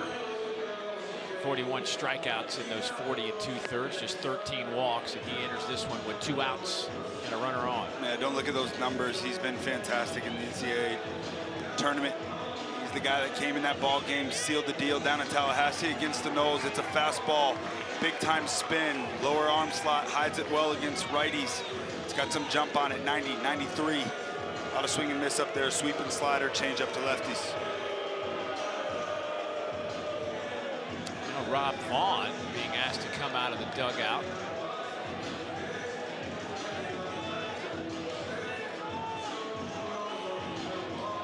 Every umpire having a discussion with somebody on the field right now.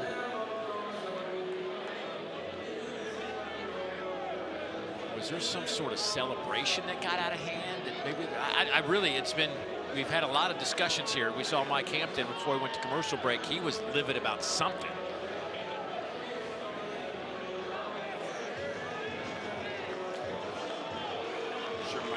Was a bit upset about whatever Jack Nessler was upset about. And I see Rob Vaughn walking up and down the rail of his team right now, and he's doing that. Let's calm that down. Let's doing those hand things that you would assume is something like, guys, we need to chill in the dugout. Yep. And you're right. He's walking down, telling him, hey, calm down. Stay in the ball game. Keep our energy toward us.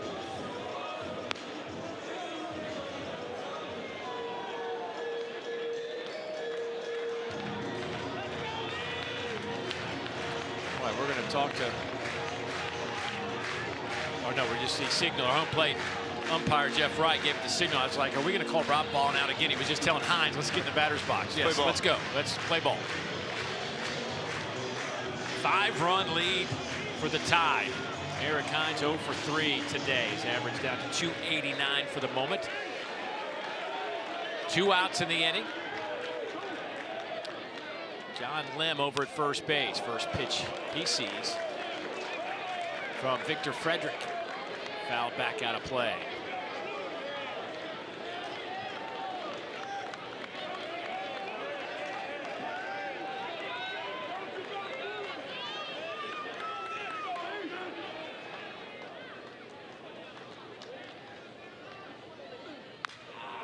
High in the air. That one's going to stay in the infield. And the inning is over, but electric it was. That's because Jason Torres just went yard for the 9th time, and it was a big one. Absolute blast for the Tide, trying to take the wind out of the sails for the Johnnies. See what they got to say. Bama, up 5. Zane Adams back on the mound. Has a 5-run cushion after the grand slam in the top half of the inning. 106 pitches. His season high in pitches this year was 107 back at the end of March. I think a big reason we see him back out here, the guy at the plate 0 for 2, 2 strikeouts on the day. 7, 8, 9 up, so it's the bottom of the order. Although they are 2 for 6 today against Adams. Adams has gone over 100 pitches 8 times this season. 0-2 on Christian Bernardini. He's still spotting up. Bama, they will keep their guys in the back end of that bullpen. Down there, they'll keep them hot. Any trouble, they're going to get them right away. Pulled the string, got the strikeout.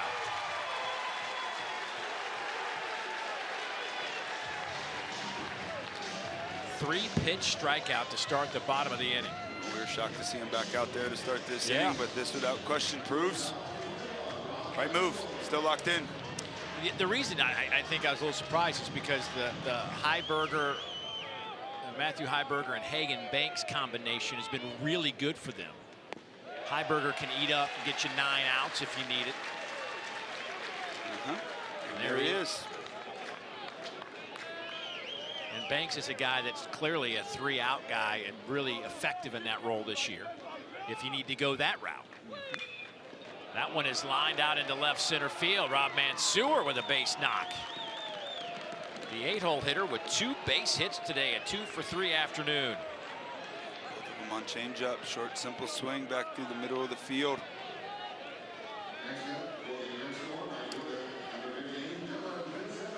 And here is Fitzsimmons, the 9-hole hitter, who has a double and a strikeout today. And Jason Jackson out to the mound with his pitch count at 111. Let's see if they're going to go ahead and go to Heiberger in the bullpen.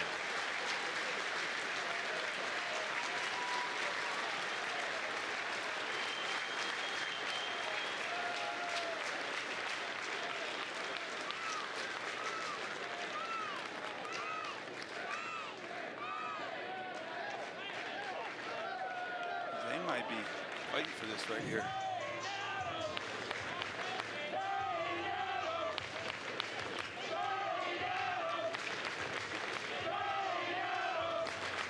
He's going to make the change.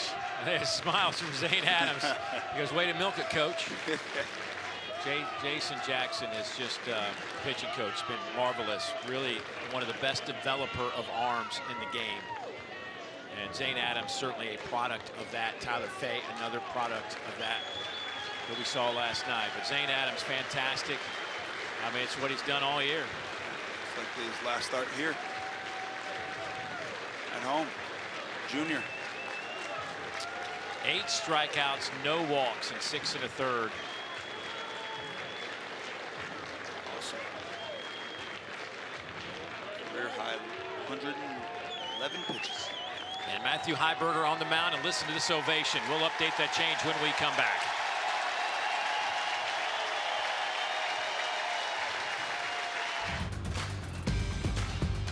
I would say there's been a little of excitement here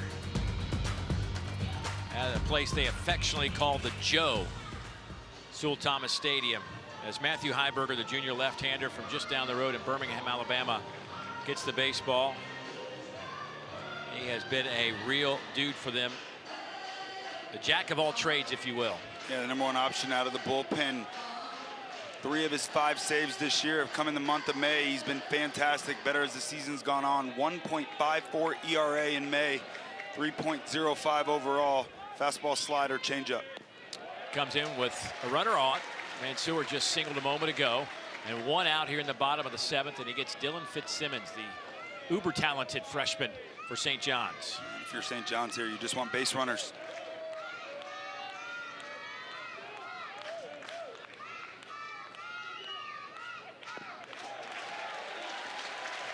Oh, 2. Back-to-back fastballs, over 70% usage of fastballs to lefties.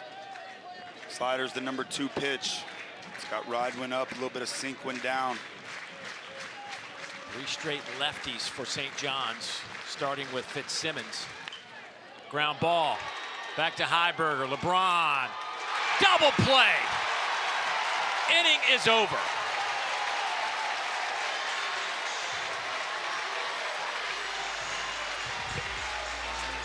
Everything is going right in Tuscaloosa for the Tide. How about a pitcher's best friend, the lefty, 1-6-3. LeBron with some flair. Alabama with a 5-run lead. If they win this game today, they would be making their first trip to Omaha since way back in 1999, the first year of this super regional format. Give you an idea how long ago that was. Meanwhile, St. John's hasn't been to the College World Series since 1980. They will try to force a Game 3, which would give them the opportunity to do just that. So a lot at stake for both these teams, obviously, here in the postseason, but Alabama has been up to the challenge when they needed a big play. They've gotten it. They have. They've been great. All throughout this postseason, the starting pitching, without question, has been the biggest key. And then it's been timely hitting from then on.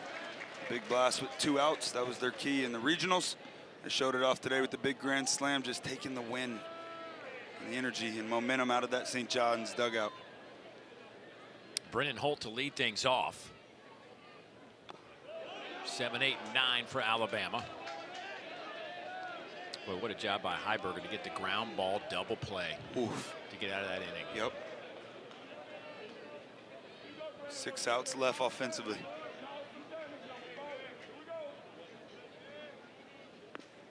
That one rides up and in.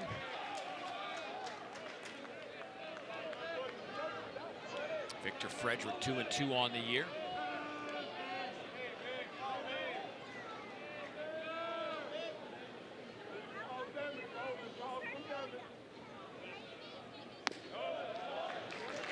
Three and 1 now to Brendan Holt. Alabama 9 for 29 at the plate today. It's a .310 team average. 4 strikeouts. Meanwhile, St. John's 6 for 26. That's a .231 clip. They have 8 strikeouts and no walks.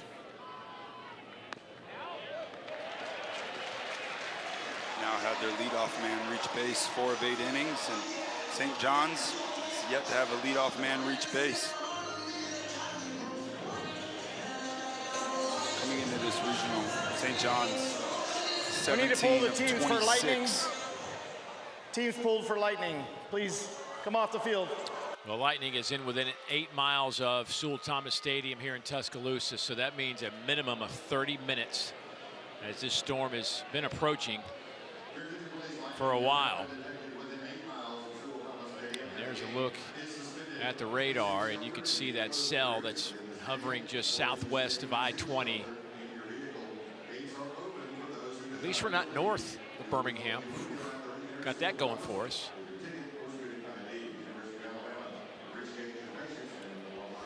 Well, that'll give us an opportunity to step aside for a moment. We'll go to commercial break. When we come back, listen, you win. You win at home, because if it's not baseball, you get Matt Schick and Mike Rooney. They'll be with you when we come back. And welcome Sewell Thomas Stadium here in Tuscaloosa as we continue with Game 2 of our 3-game series. Alabama and St. John's in this Tuscaloosa Regional. It's a resumption of a game that was supposed to finish last night, but it did not happen that way. This is why. I mean, when there's deluge, I mean, monsoon, you name it. Just seek cover wherever you can. It lasted and lasted and just eventually got the best of everybody here. You see the scenario. We pitched it at 4:06. Play finally suspended at 11:09. We had 4.5 hours of delay. And I mean, it was a lake. It was Sewell Thomas Lake out in center field. Send us all home. Ken Buck, let's resume this game. There's not much left, but St. John's, they're not going away. Big Agreste's having a great super regional, 3 for 5 on base, 5 out of 7. That's 20 home runs. He cuts the lead in the 6 to 1, but it's crazy. The game of baseball in the postseason, small margins. Sometimes there's just one play that you look back on and go, oh my God, it changed the whole game. Well, how about 2 back-to-back, 2 infield singles to the shortstop, ends up setting up what is right now the difference in this game. A big grand slam, 5-run lead for Alabama here in this game today. Should be a good one to finish. Just 6 offensive outs left. Dave Neal, Devin Travis, glad you could stay with us as Alabama's trying to get to Omaha for the first time since 1999. Now, with this delay, who does this favor? What does it mean from a player's perspective? I think that the only team that this could favor would be St. John's. However, it's just 6 offensive outs. I mean, you think about the ability to game plan for a back-end reliever. It's not something that you have often. They're down 5 runs, but they do now have a great game plan going into this ball game.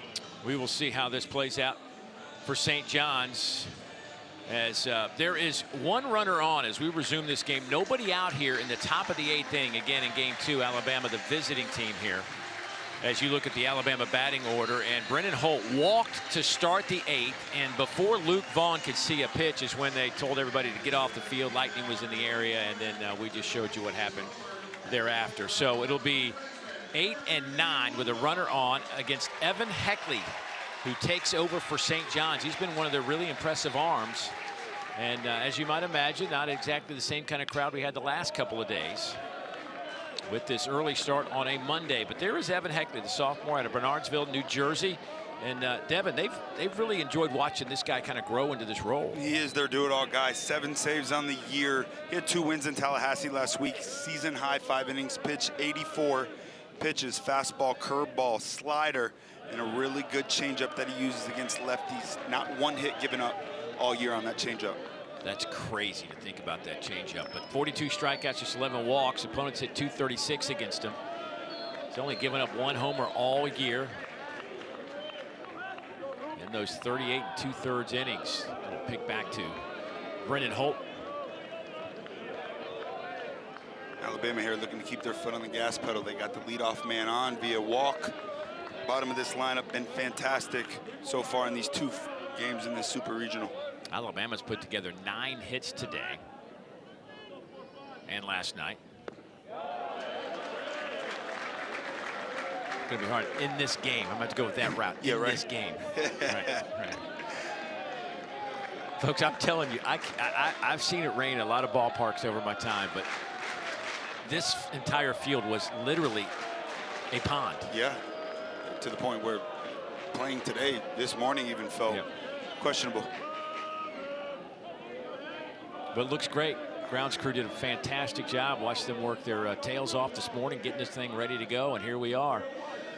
1-2 the count to Vaughn, and that one is a called strike 3 as it bounces out of the mid of Agresti. So a strikeout to start things off for Evan Heckley. Well, already 6 teams have punched their tickets. We're waiting on this one to end here in Tuscaloosa, waiting on the Super in Kansas to finish up. Oklahoma in control of that game. They, of course, much like here, had to suspend play last night, resuming it here in just about 50 minutes or so. But West Virginia, Troy, Ole Miss, Georgia, North Carolina getting back on a remarkable comeback. That ball's hit high in the air out to right. Dylan Fitzsimmons there to make the catch. That'll be out number 2. But there is a chance, depending on the outcome of our 2 series today, Oklahoma, Kansas, and Alabama and St. John's, that there could be 5 SEC teams going to Omaha here in 2026. Crazy. The run that they're on right now in college baseball is absolutely incredible. It's the most competitive league in the country. It's the most complete league. High-end arms, big-time juice. They play the game the right way in Alabama. Looking to make it 5 here today. Here is Bryce Fowler in the top of the lineup. This one gets away from McMillan, and Holt will scoot down to second base. And that's big. A runner in scoring position, just a routine. Hey, we still got our eye on you at first base. Brendan Holt and McMillan going for the tag, but first securing the ball. Little plays in this game right now. St. John's in a situation they cannot allow any more runs across the board. They're down 5. Big at bat here.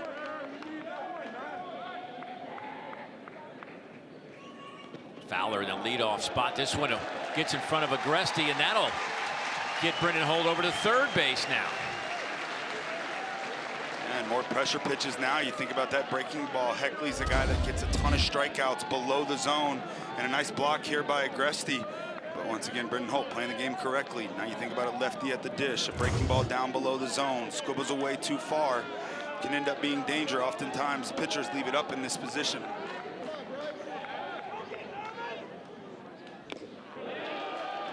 1-1 the count to Bryce Fowler, who has 2 hits in this game, a double and a single. Also a ground out and a fly out for the Alabama center fielder.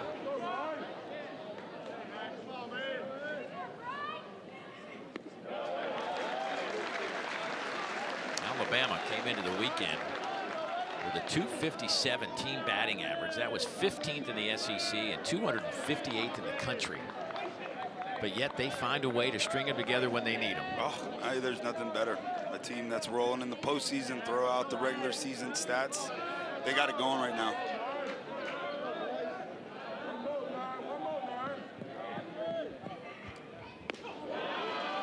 Big swing and a miss, 2-2. It's the slider there, plays like a cutter.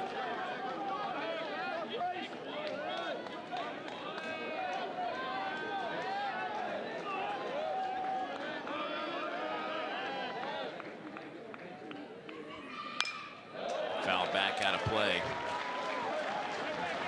Started this series late Saturday night.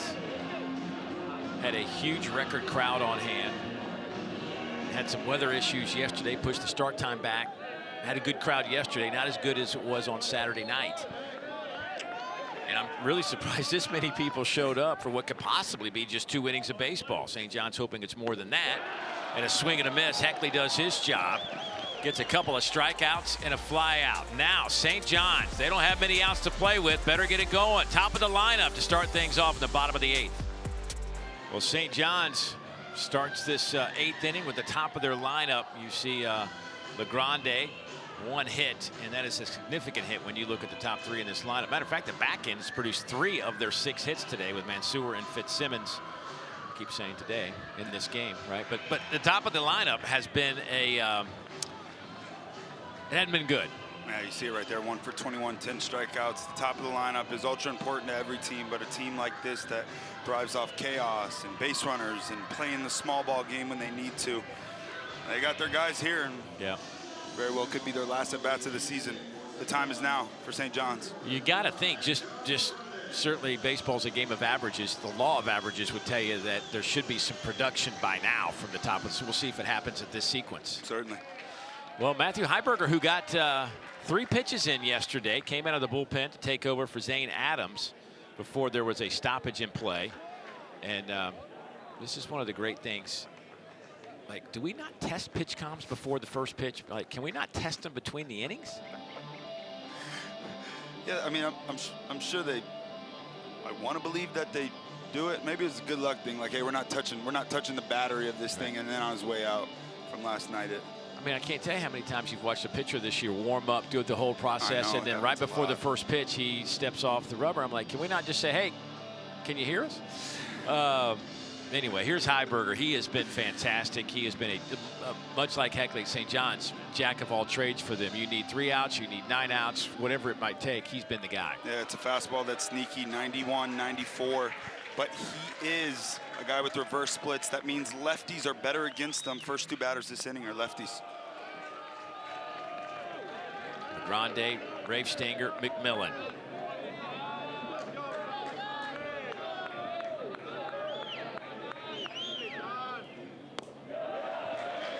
That's in there for a strike. Home plate umpire Jeff Wright back behind the plate.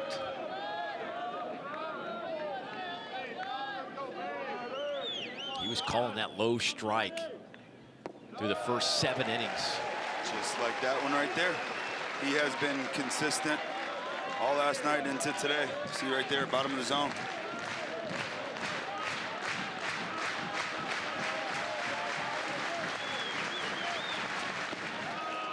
Stays downstairs at 92. Count even at 2-2. Second pitch for Heiberger against lefties is a wipeout slider.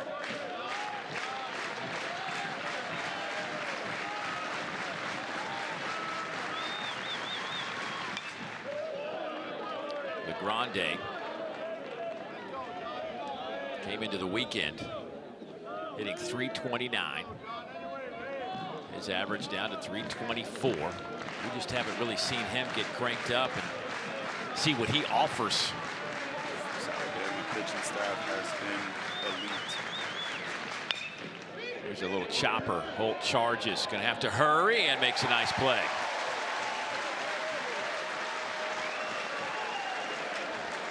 That's a good start for Matthew Heiberger. Fastballs, you're up 5. No need to go to the slider there. You got a speedy guy at home plate. Go ahead and trust your stuff. Be a ground ball guy. Good start to the inning. Now down to 5 outs.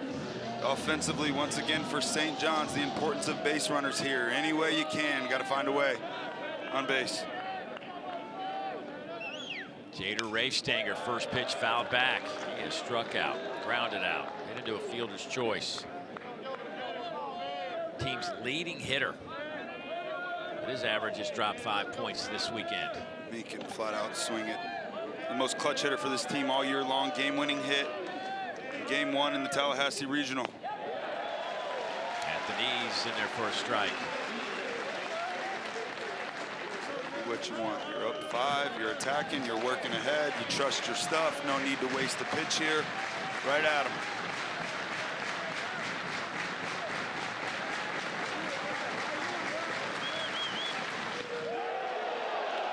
Just off the plate. That was close. And I always favor hitters. Of course you do. Of course you do. This game's too hard to give him a centimeter off the plate. Another high chopper to the right side. Underhand toss to Heiberger, and that'll be out number 2.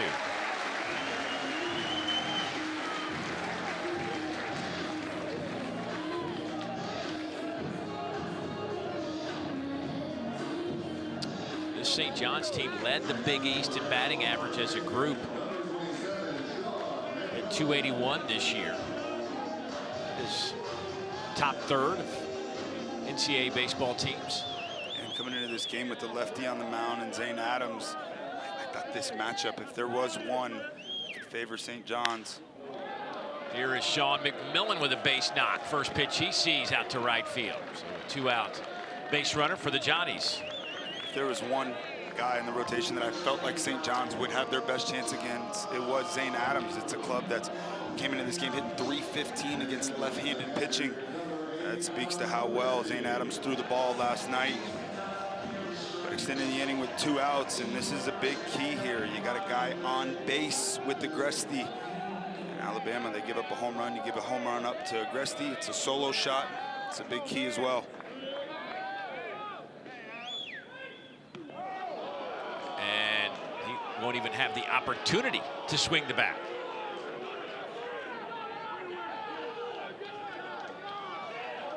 He's now been on base 6 out of his 8 at-bats. And that's just a fastball trying to go in on a guy. It's got big-time juice. You got to be able to locate fastballs in on the plate to these big guys, and he just yanks one there. Little 2-out rally going on here for the Johnnies. 10th time Agresti's been hit by a pitch. He's been intentionally walked 14 times this year as well, has Agresti, but now Will Cowan with a chance. Cowan on the year has 5 homers, average not where he would like it, certainly, at .215. But an opportunity here to really provide some juice for this St. John's team as he's able to get one of these big flies, although the ball has not been jumping here at this ballpark at all this weekend. No, it's been tough. The flag in right field has been blowing in from right, but it's runners in scoring position. It's sure, it's only 2 of 11, and St. John's has not had many opportunities, but timely hitting in the postseason, without question, a big key. Pitching, defense, and timely hitting in that order. They're 0 for 12 in this super regional with runners in scoring position. That one misses badly inside.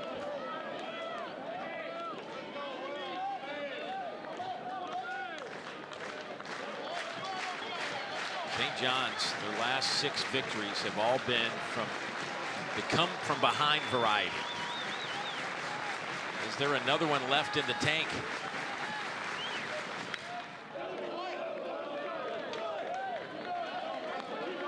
Heiberger has thrown 19 pitches and 19 fastballs, just coming out attacking. He does have a changeup. It's a pitch that gets the highest swing and miss rate. If there was a time to throw one, it's right now.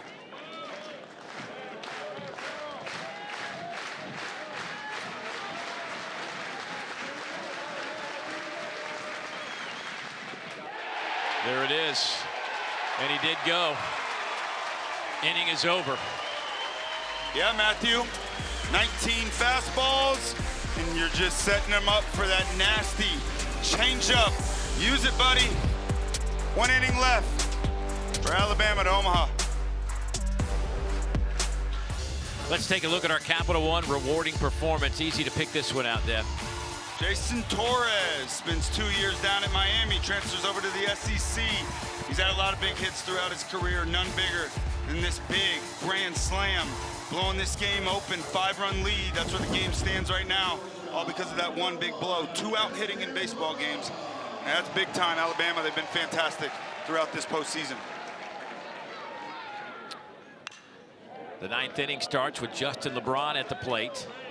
Justin, who is up until this game had been kind of having one of those special postseason runs, but so far looking for his first hit here in game 2 of this super.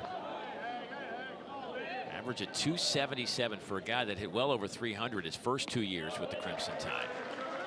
But it's trending in the right direction. And at the right time, too. And the Stars, you have to show up in those big moments. That's where they're judged by. And you get to the postseason, you can't be a star and just fade off. It's a big reason this team's playing their best baseball, best time of the year. 2-1 to count to LeBron. Justin on the year with those 16 home runs, 40 stolen bases.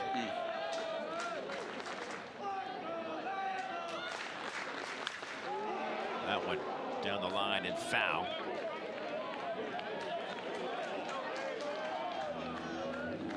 LeBron has started every single game of his career.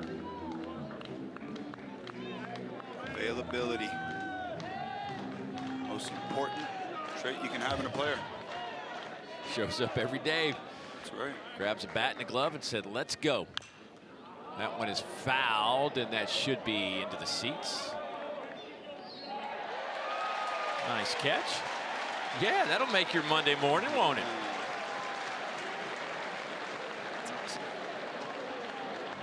Oh, man. That's what it's about. That's why you bring the glove. Yeah.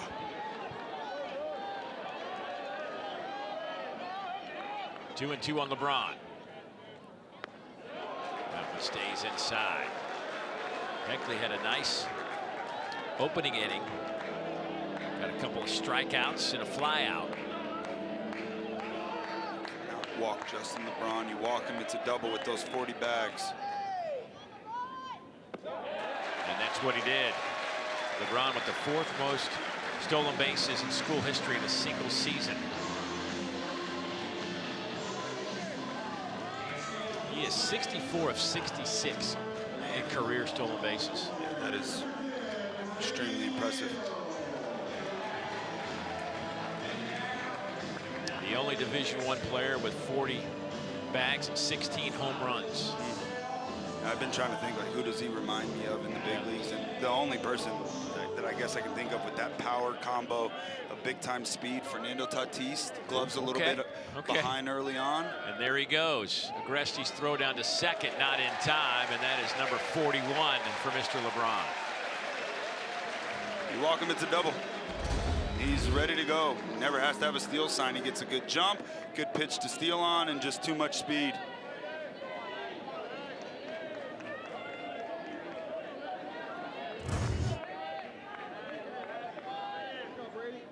Brady Neal leads this team with a .330 batting average. He's produced some electric moments, none bigger than the 3-run home run in the regional to propel the Tide into this Super. Wow, what a great story. Having a fantastic year, bounce back year. 219 last year. Man. And now he's at .330. Whew. And smiles every time we're looking at him. That's right. This feels like a moment. It's the last round of a boxing match. And that extra run out there just feels like plate that run. It's a knockout blow.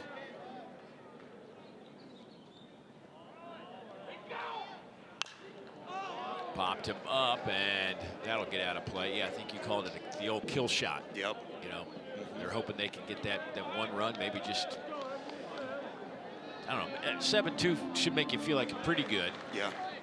That one extra run, man. It really does. I mean, it's everybody on that field right now is saying, man, no more runs across. We're already down 5. We got a good night of sleep.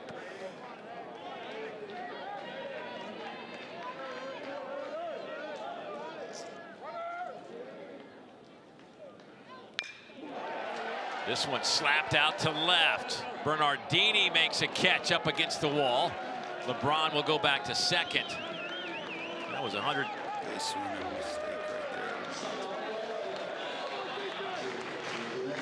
there. Ball deep into left field. You got no outs. Your golden rules. Ball goes up in the air. You're tagging with no outs, and a nice play out in left field by Bernardini. But you think LeBron should have been at third base, huh? Yeah, he's halfway on that ball right there. With one out, you want to be halfway. But with no outs, that ball goes up in the air. Immediately, you run back to second base to tag. If the ball gets down, no problem. If you can't score, you got a guy on second and third with no outs still. See if Jason Torres can pick up his club right here.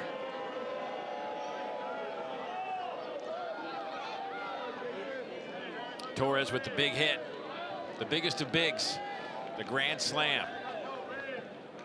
Hit it into the right field Ragers is what they're call themselves. They're back.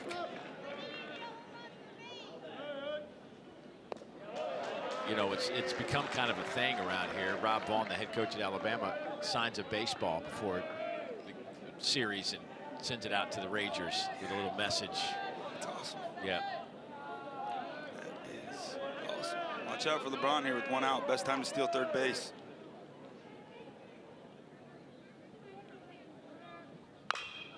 That ball's hit hard, but it's going to be caught and left, and LeBron scoots back to second again. What a big swing from Torres, and he just missed it. Just enough cut on that baseball to get off the end of the at-bat. The bat.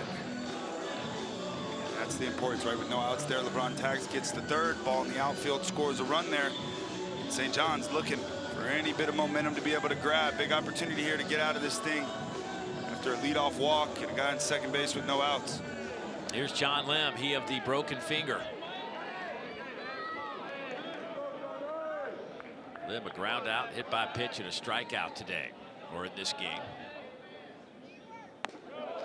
His first at-bat today for the young man who has been splitting duties behind the plate with Brady Neal this year out of Australia. Boy, hit a monstrous home run up against the batting eye to win in a walk-off against Vanderbilt late in the regular season. He is in the driver's seat here in a 2-0 count. Open base, righty on deck, and Eric Hines, the highly talented freshman.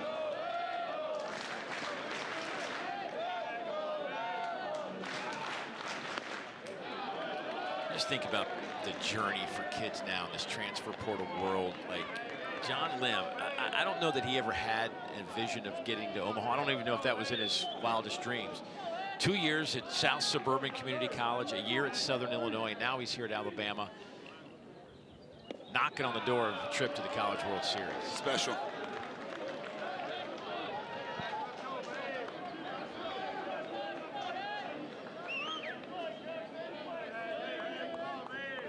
Playing with a broken finger. Yeah, you see it poking out of the batting glove. Got a special splint on that. LeBron scooting over to third base. He'll have to go back to second. Yeah, he broke that finger off a foul ball in the opening game in the regional, and they immediately realized it was broken. For a moment, they thought he wasn't going to be able to play, but he's like, oh, let me just try to swing a bat. He could swing a bat. They had to make a special splint, cut the glove out a little bit, and here he is in the DH role with that finger sticking out. Catchers are a different kind of yes. tough.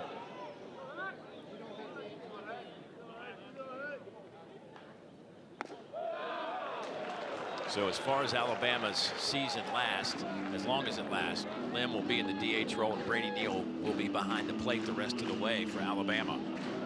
Having two catchers so important. Two good ones. Two really good ones, yep. 3-2 on Lim.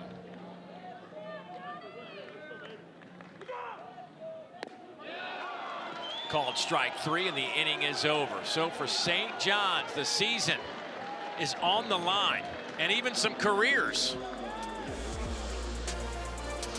Well, here's a look at the left side of the bracket. As you go to Omaha, these four teams will play in pool play together. North Carolina, Ole Miss. My goodness, there might be a half a dozen big league pitchers on those staffs featured in that one. Meanwhile, on the right side of the bracket, there is a possibility, if the scores hold up from today, that the SEC will have all four teams in that pot. Here is Aiden Fry, first pitch, little blooper right to Justin LeBron. And Alabama now 2 outs away from going to Omaha. Think about the run. The SEC has been on 6 straight national champions coming out of the SEC. Opportunity for 5 more SEC teams in it this year. Incredible.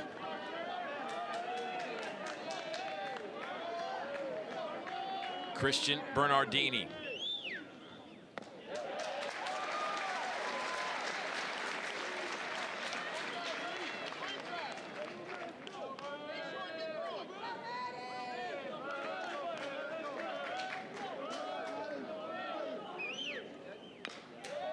Fouled off to the right side. And the great thing about Omaha this year is it'll be a completely new set of 8 teams. We will have a new national champion.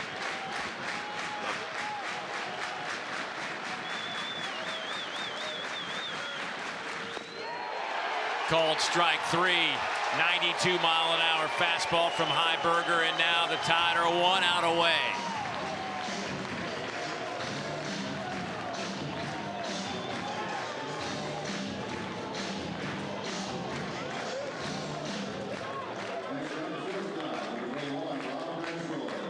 Rob Mansour, a couple of hits in this one.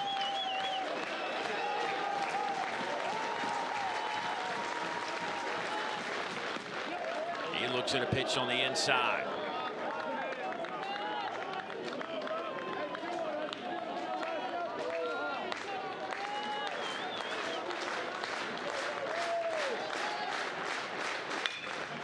This one's out to right center. Fowler catches up to it, and Alabama has done it. Their first trip to Omaha since 1999. Celebrate, Alabama.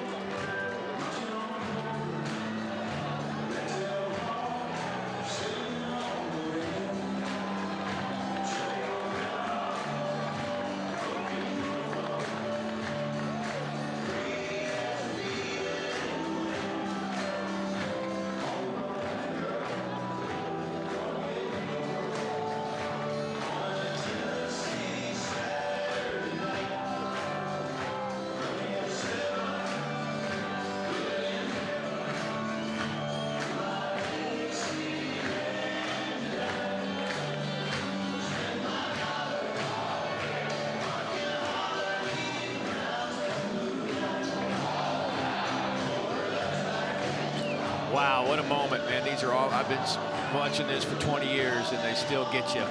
What a journey, what a ride.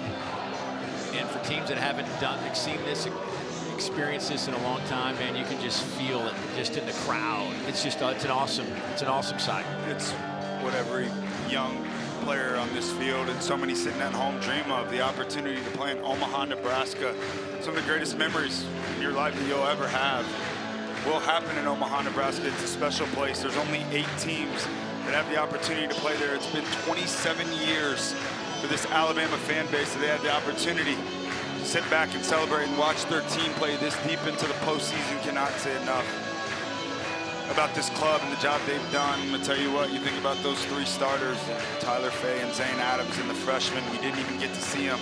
Miles Upchurch, this is a scary club. It's confident. They're playing their best baseball at the right time, and yeah, it's gonna be a fun watch in Omaha. I'm so excited. And on the flip side, for St. John's, what a year. 4 seed, rolling to Tallahassee, beat the Seminoles. They've only been home 1 day in the last 3 weeks, but these Tide, it's storming and they're too much for them. Congrats to Alabama. St. John's will finish the year at 36-26. They have the double dip Big East regular season and tournament titles, and of course winning that regional last week in Tallahassee, knocking off Florida State twice at Dick Howser Stadium. And it's just it's been a great season. This St. John's team, the last 3 years they have been in this tournament, and I think that program rich in baseball history. We will see them in this tournament many years to come. And only 1 senior in the starting lineup today for Coach Mike Hampton's group. He does such a great job with this group of guys, and they play hard, aggressive. See if he ends up coming back. Senior John LeGrande, remember that name. We did not see the best of him this weekend. He is a guy with an extremely bright future. This week, Alabama has now won 13 of their last 16 games, folks. They have not had the greatest statistical year in terms of defense and hitting, but they have, it's a baseball term, it's been timely, it has worked, and now they're starting to get some consistency in those 2 departments. We knew they could pitch it. Yeah. just pay attention to Alabama in Omaha. Watch out. No errors in this super regional. Really, really, really good sign. 8 in the regionals, 0 in the super regionals.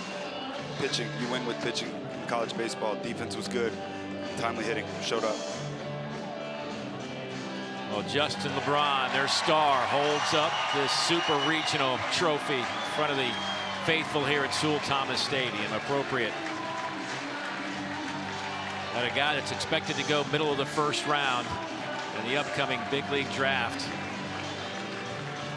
Hey, he does have another year of eligibility left here. I'm just saying. NIL strong. I don't know if it's that strong. Yeah, exactly. Rob Vaughn, congratulations. What a journey for him. He left Maryland after a 2022 season that was a record-setting season for the Terrapins. And he put that program together, came here, and came in really kind of an awkward situation after what was somewhat of a scandal with Brad Bohannon, who was the head coach, and took over a team that had gone to a regional and put his stamp on it. The former Kansas State catcher has brought a toughness to this program, and Alabama baseball is back. Yeah, it's a tough group, and you can just tell how much head coach Rob Vaughn loves his players, and the atmosphere and the energy within this group. You could feel it right away. And when you play for a coach that trusts his guys and coaches them hard in practice, but when the game starts, he goes out and says, hey man, you guys are prepared, go out, have fun, enjoy the game that you love so much. Really, really special things happen, and we got something brewing here in Tuscaloosa. And now the right side of that Omaha bracket will feature 3 SEC teams. If Oklahoma gets there, it will be a mini SEC tournament. It's the powerhouse in college baseball. They just keep on rolling.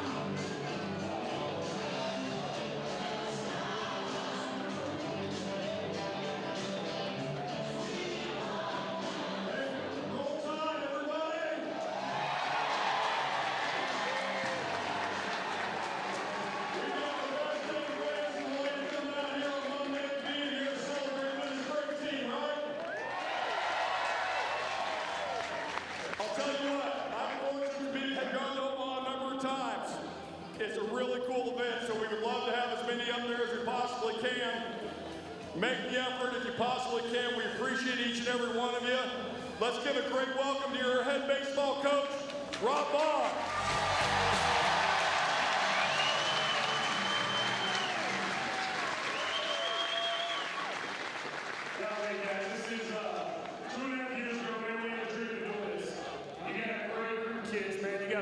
Fighters, a group that represents this school exactly how it should, man. And this is 27 years, man. There ain't a better group to go right here. So, man, proud of these guys. I want to say thank you to you guys.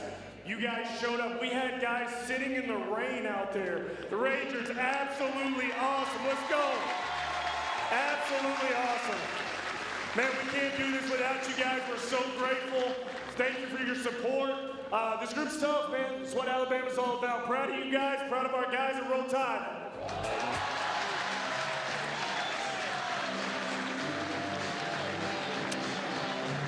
Greg Byrne, the athletic director, introducing his head coach, Rob Vaughn. What a moment.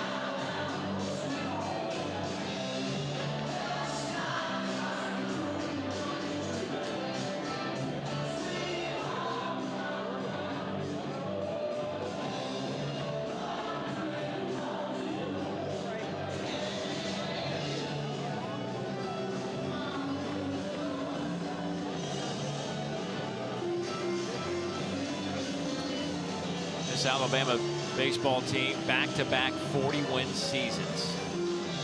They will head to Omaha at 42-19. Last year, 41-18. And a big part of that is the guy that has a headset on right now, Justin LeBron. And Justin, can you just capture, talk us through your emotions right now? I mean, I'm feeling a little bit of everything, man. I mean, came here as a freshman to a program that was evolving and becoming something great. And I mean, the reason I study is for something like this. The fans, I mean, my coach was telling me you built this, but no, I didn't just do it by myself. I mean, my whole teammates, my coaching staff, the family, the fans, I mean, it just means everything to me, really.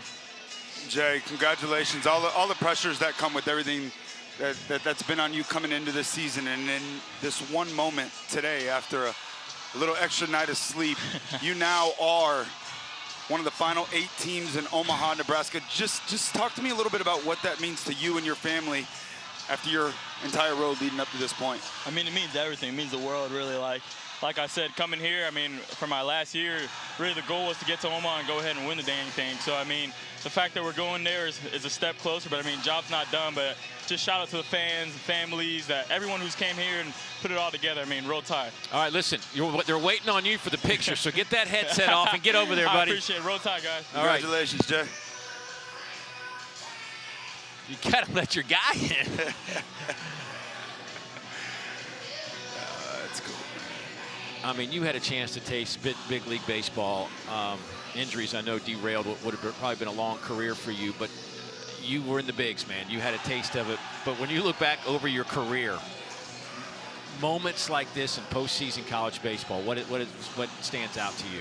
Yeah, it's special. You know, I tell everybody, you know, obviously the goal is to play in the big leagues, but if I could play another baseball game in my life and I only had one, I would choose to play it in college. I mean, you think about the fans and you think about, you know, the memories that are created, the coverage that comes along with it. You know, you have an opportunity to play on national TV and be one of the last 8 teams. I met my wife in Omaha, Nebraska, and so many great memories there. And I'm just excited for all these kids. I mean, I get goosebumps just thinking about it. I know, I can see, like, watching you during this stuff. It just, I guess you're just thinking about those days. Yeah, it's special.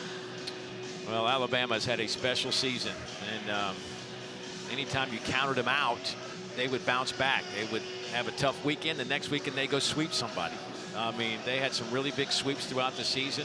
They swept Auburn, swept Florida, had a no-hitter against Florida. I mean, there were some moments along the way where you just felt like this team was right on the edge. And when it needed to tick up as a group, they found a way to do just that. Yeah, and when you find out a lot about a team when they get kicked on their back, in my opinion.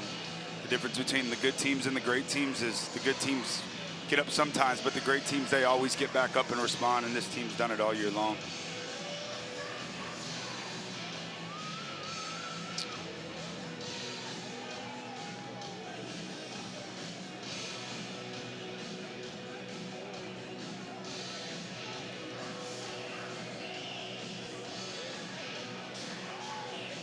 I mean, there's a whole process to this, right? I mean, oh yeah. What's the color? Oh boy, oh boy, oh boy. Where? I don't even see Coach Vaughn. Where is he in there? Camo got me. Oh, Coach. Hey, they're trying to track you down, so I guess. They got me last week. I got my eye on them right now. John's trying to sneak up behind me right here. I see it. Hey, man, I heard you talk to your fans, and I could just sense the emotion. Heads up! God bless. Come on. I mean, hey. God bless. That's worth it. That's worth it. I mean, just listen, I know what this has been like. I've been around you a lot the last 2.5 years, and I know the energy and effort you put into this. Tell me about what this means to you and all the work that you put into it. Man, it's not me, man. We get it's this whole group. It's Jason Jackson 2.5 years ago taking a chance on a guy that had never coached in this league, that we didn't have a relationship, and him making the decision to stay at this place is what this place means to him.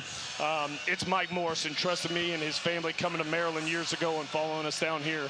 Anthony Papio, I've been with for 15 years. Coached him as a player. You talk about a winner, man. He's everything that it takes to be a winner. Garrett Wood, just the same thing, dude. Won a national championship. This whole staff, this whole administration, man, this is not me. This is a heck of a group effort here, and man, I can't tell you, it's a surreal feeling right now, man. It's a pretty special moment. Coach, congratulations. 27 years since you guys been to Omaha, and when I showed up here, the energy with this club and the positivity, the smiles, you can tell there's something extremely special about this group. For those that are sitting at home that maybe haven't watched Alabama play all year long, what about this group makes them so special? I think they represent this university is exactly what it means to be an alum of this place, man. I talked to some of those guys that have been here in the late 90s that went to Omaha. I talked to Brett Taft, who was on those teams, and, man, just talked about how tough they were. Nobody talked about we're the most talented team or we're this or that, and there's been great players come through here. It's the toughness. It's the way they go about it, and, man, this group's been hardened this year. This hasn't been easy. This hasn't been easy. I mean, we lose the first game of the year, you know, and we lose opening weekend. We get swept at Kentucky opening weekend of SEC play.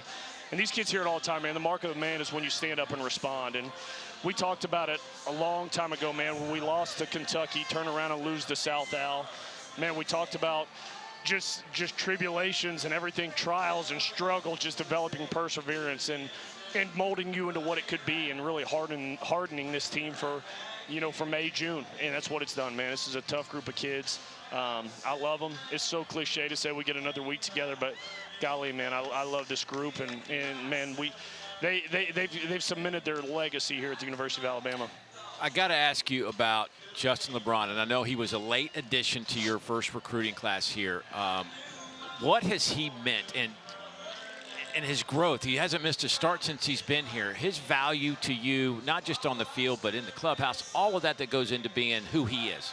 You don't get here without people like him, and it starts with his family. You meet his mom and dad. I remember going and flying to Miami right after I did my press conference here when I got introduced and meeting with him and his family.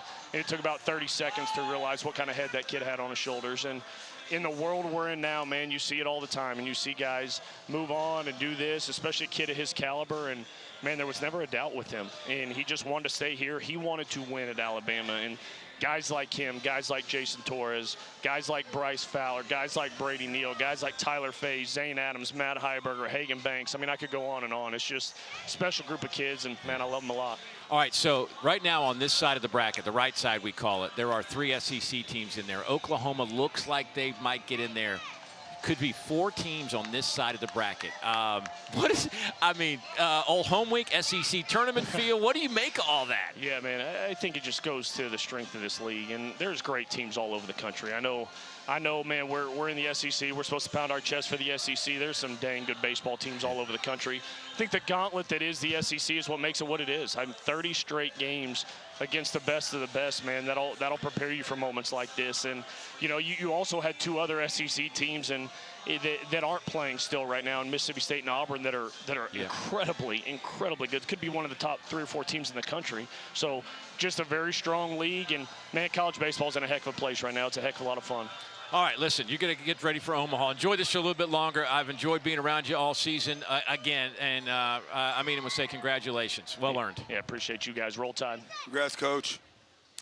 I know you feel just after he's that kind of guy where you just feel like you're ready to do something great after talking to him. Yeah, you root for guys like that.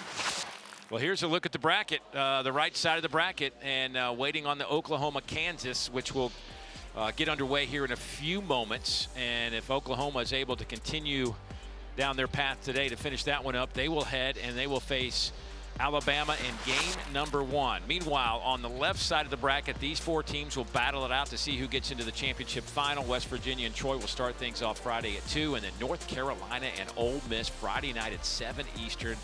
That will be must-see television as well. Boy, this is shaping up to be very fun. You've got the underdogs. You've got some teams that certainly you recognize out there, and teams haven't been there in a long time, like Alabama. Georgia hadn't been there since 2008.